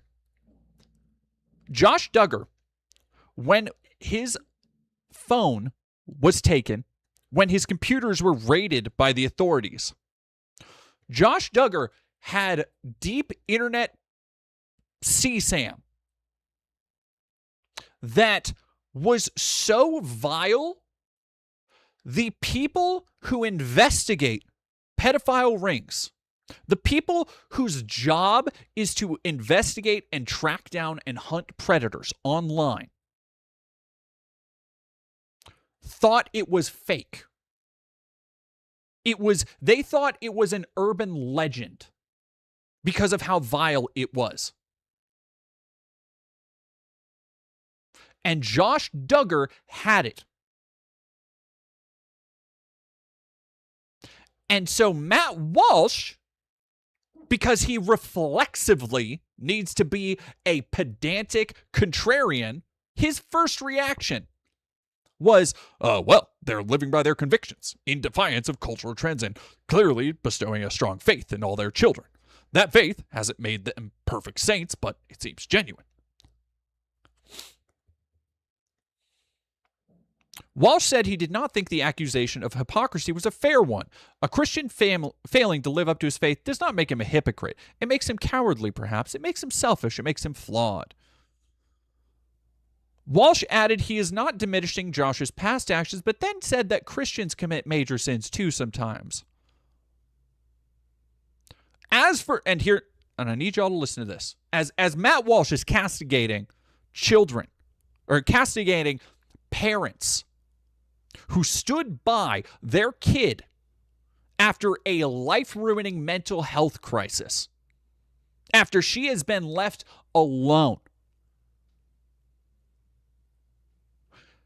And he wants to say, well, obviously, I wouldn't do this yet. Just a couple years ago, here was Matt talking about vile sex pest Josh Duggar. As for the claims that parents Jim Bob and Michelle Duggar did not rush to report the allegations to the police, Walsh said, would you? Is it really that simple? The decision to have your child arrested as a sex offender would be an automatic thing for you? Really? As a parent, you have to think whether your 14-year-old son deserves to have his life ruined over his mistakes. Maybe you'd decide he does. I can't say I agree.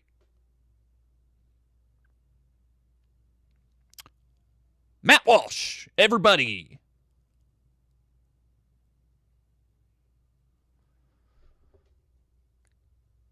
God, I'm so fucking glad I had the receipts on this one. And people are donating $1 million to me, I would say I'm not going to. I don't want to profit off of my child committing a crime. They aren't profiting, you fucking moron, and you know that. So if you're an honorable, decent person, you turn that money down and you say, shut this GoFundMe down. I don't want this money. Have they done that? I don't know. Does being a despicable monster run in that family? I don't know. Now, when you look at the comments of the GoFundMe, though, you see what's really going on here. It's not about the parents at all. Quote, Lindsay is changing women's health, and we know it, and hopefully saving the lives of many struggling women. That's a comment. Here's another. As someone that worked in mental health for many years, I am disgusted, shocked, and appalled by the failures of so many professionals. Lindsay, I see you, and I stand with you with an aching heart. Yeah, dude. That's... I'm disgusted. What do you... What the fuck do you think, man? I pray you get the justice and healing you deserve. You are loved, and I really hope you will eventually feel everyone trying to keep you upright and our arms tightly wrapped around you. I've worked in postpartum and have dealt with PPD myself and have known many others, and your story has touched so many hearts because we know how hard you tried. We know how much you love your babies. You were gaslighted, not taken seriously, and by God, you kept knocking on doors for help and trying your best. My heart is so broken for you because the suffering you were going through could have been prevented. Why don't you read that one, Matt? Why don't you read that one? No, not any of them that show the human empathy on display here. That people can understand the gravity of a tragedy and also understand. This is like when people fucking say, it pisses me off so fucking much when people say that, like, people who commit suicide are, they're so selfish because they took themselves away from everybody else. When the reality is that it is, for many, many people, depression is a lifelong struggle that wears on you. And that without the proper support and the proper love and people around you and habits to keep you grounded, anybody can fail in that fight. This is no different. This is somebody who was betrayed by the system, who was abandoned by people when they needed help the most. And it is fucking...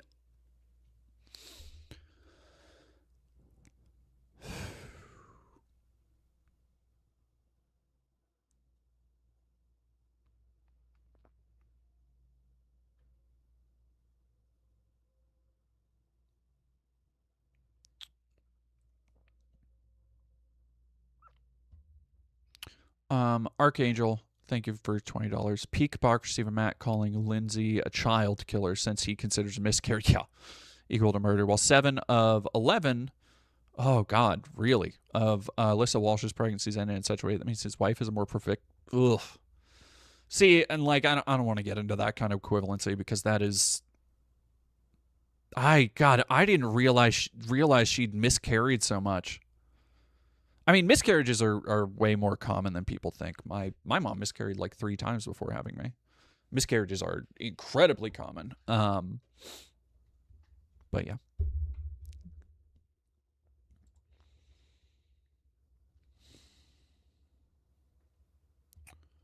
Mental illness does not erase a mother's love. Listen to mothers when they need help. Stop prescribing to experiment with us. A shout for help needs to be prioritized. Like it's that's the thing. That's all somebody needs to say. After all of this production from Matt to try and villainize women, to try and tie this narrative into some fucking white replacement persecution fantasy, all of it can just be hand-waved away by a little tiny bit of empathy and understanding. By saying, love was never the problem, we love our babies. Mental illness does not erase a mother's love. Listen to mothers when they need help. Stop prescribing to experiment with us. A shout for help needs to be prioritized. We do not want more tragedies. Maternal mental health care must change.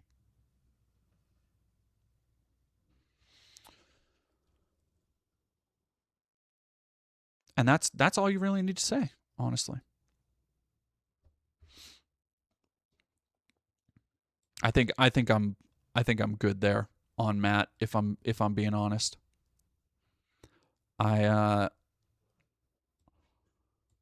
His smugness is wearing on me today. I've had a lot. The smugness is really hard to deal with sometimes from these people. The fucking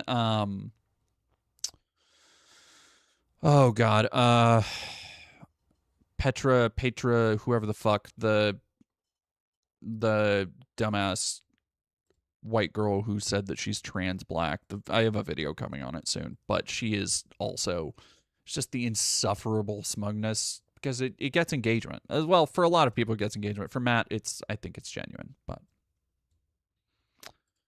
all right, Ghost Dunk, thank you for subscribing for tier 1 for 19 months. Yeah, you know what? Actually, that's not a bad idea. We were going to watch Stephen A. Sark's video, but that's actually a better idea. Oh, the knife scene.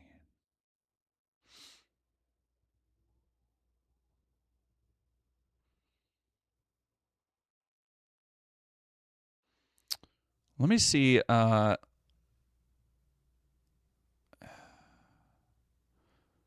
trying to remember. The problem with the movie taking place all in the same room is that it does kind of all blend together a little bit. Oh, the nose marks was a fucking good one. All right, that was pretty. Now, why were you rubbing your nose like that? Well, if it's any of your business, I was rubbing it because it bothers me a little. Oh, I'm sorry. Is it because of your eyeglasses? It is. Now, could we get... Now, a large part of this, to kind of give the why this is such a good scene, a large part of the movie is bringing people around to seeing things from a different perspective, right? Almost everybody goes into this situation thinking, okay, this person did it. I know this, I know this, I know this. This person did it. And little by little, they're chipped away by people pointing out and realizing themselves and thinking through, hey, can you really say you would do this in this position? Hey, can you really say there's no way that this was the case? And there's like a little bit, I don't know, there's almost a murder mystery feeling to it, like the murder is already done, but this is the way that the detectives are finding clues, is just by kind of hashing it out. It's fucking incredible. Down to something. Because she thinks they spoil her looks? Okay, she had marks on her nose. I'm giving you that. Oh, come on, not the end of it. Ah. All right, well, we'll watch this one, the not guilty clip. This is the fucking, oof. This is the truth right here. Not guilty. What's the matter? Ah, god damn, what a picture. Yeah, everybody's homework is to go and watch 12 Angry Men. Alrighty, chat. It is getting on in the night. Let us go say hi to... Who are we going to say hi to today? Let's go say hi to... Chud on Chud violence. We got... Alright. The choices are... Pheromone, friend of the show, Pheromone. Frogan and Actual Jake. Hit me with some Rex. Facing the crowd on my list, I will write it down right here.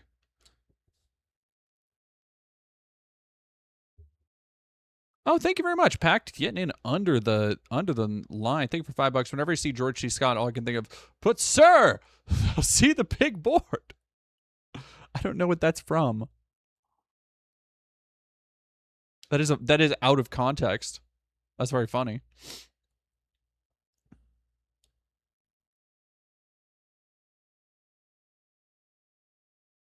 Jake, we're gonna go say hi to Jake. Jake. Alrighty, everybody, go say hi to Jake. It looks like he might be talking about the same little bits of stuff that we've been talking about with Matt Walsh. And ooh, yeah, I mean, I've seen Dr. Strangelove. That's pretty good. Oh, is it from Dr. Strangelove? Okay, I guess in fairness, it's been a minute. It's been a fucking minute since I've seen it. All right, y'all, have a good one, and I will see y'all. Pay attention to the channel. We got more debunks and videos and stuff coming soon. And, yeah, I will see y'all later. Have a good rest of your night.